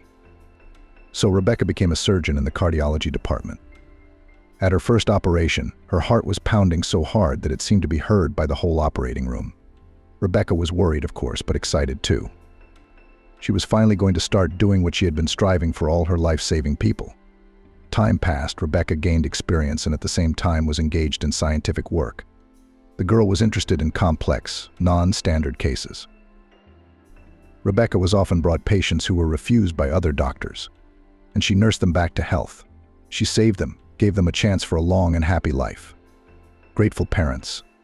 Smiling, cheerful little patients, how it all pleased the soul. Rebecca felt that she was bringing goodness, joy, and light into the world. It was not for nothing that Uncle Daniel had saved her. You see, it's a wonderful thing, Rebecca reasoned. You saved me 20 years ago, which means that if it hadn't been for you, the children I saved wouldn't have survived. It's amazing. I became a doctor. Any of your patients become teachers, engineers, drivers, and they're all doing good. They're all doing something important and good. That's how goodness spreads through the world. Daniel looked at Rebecca and smiled. He felt the same way she did.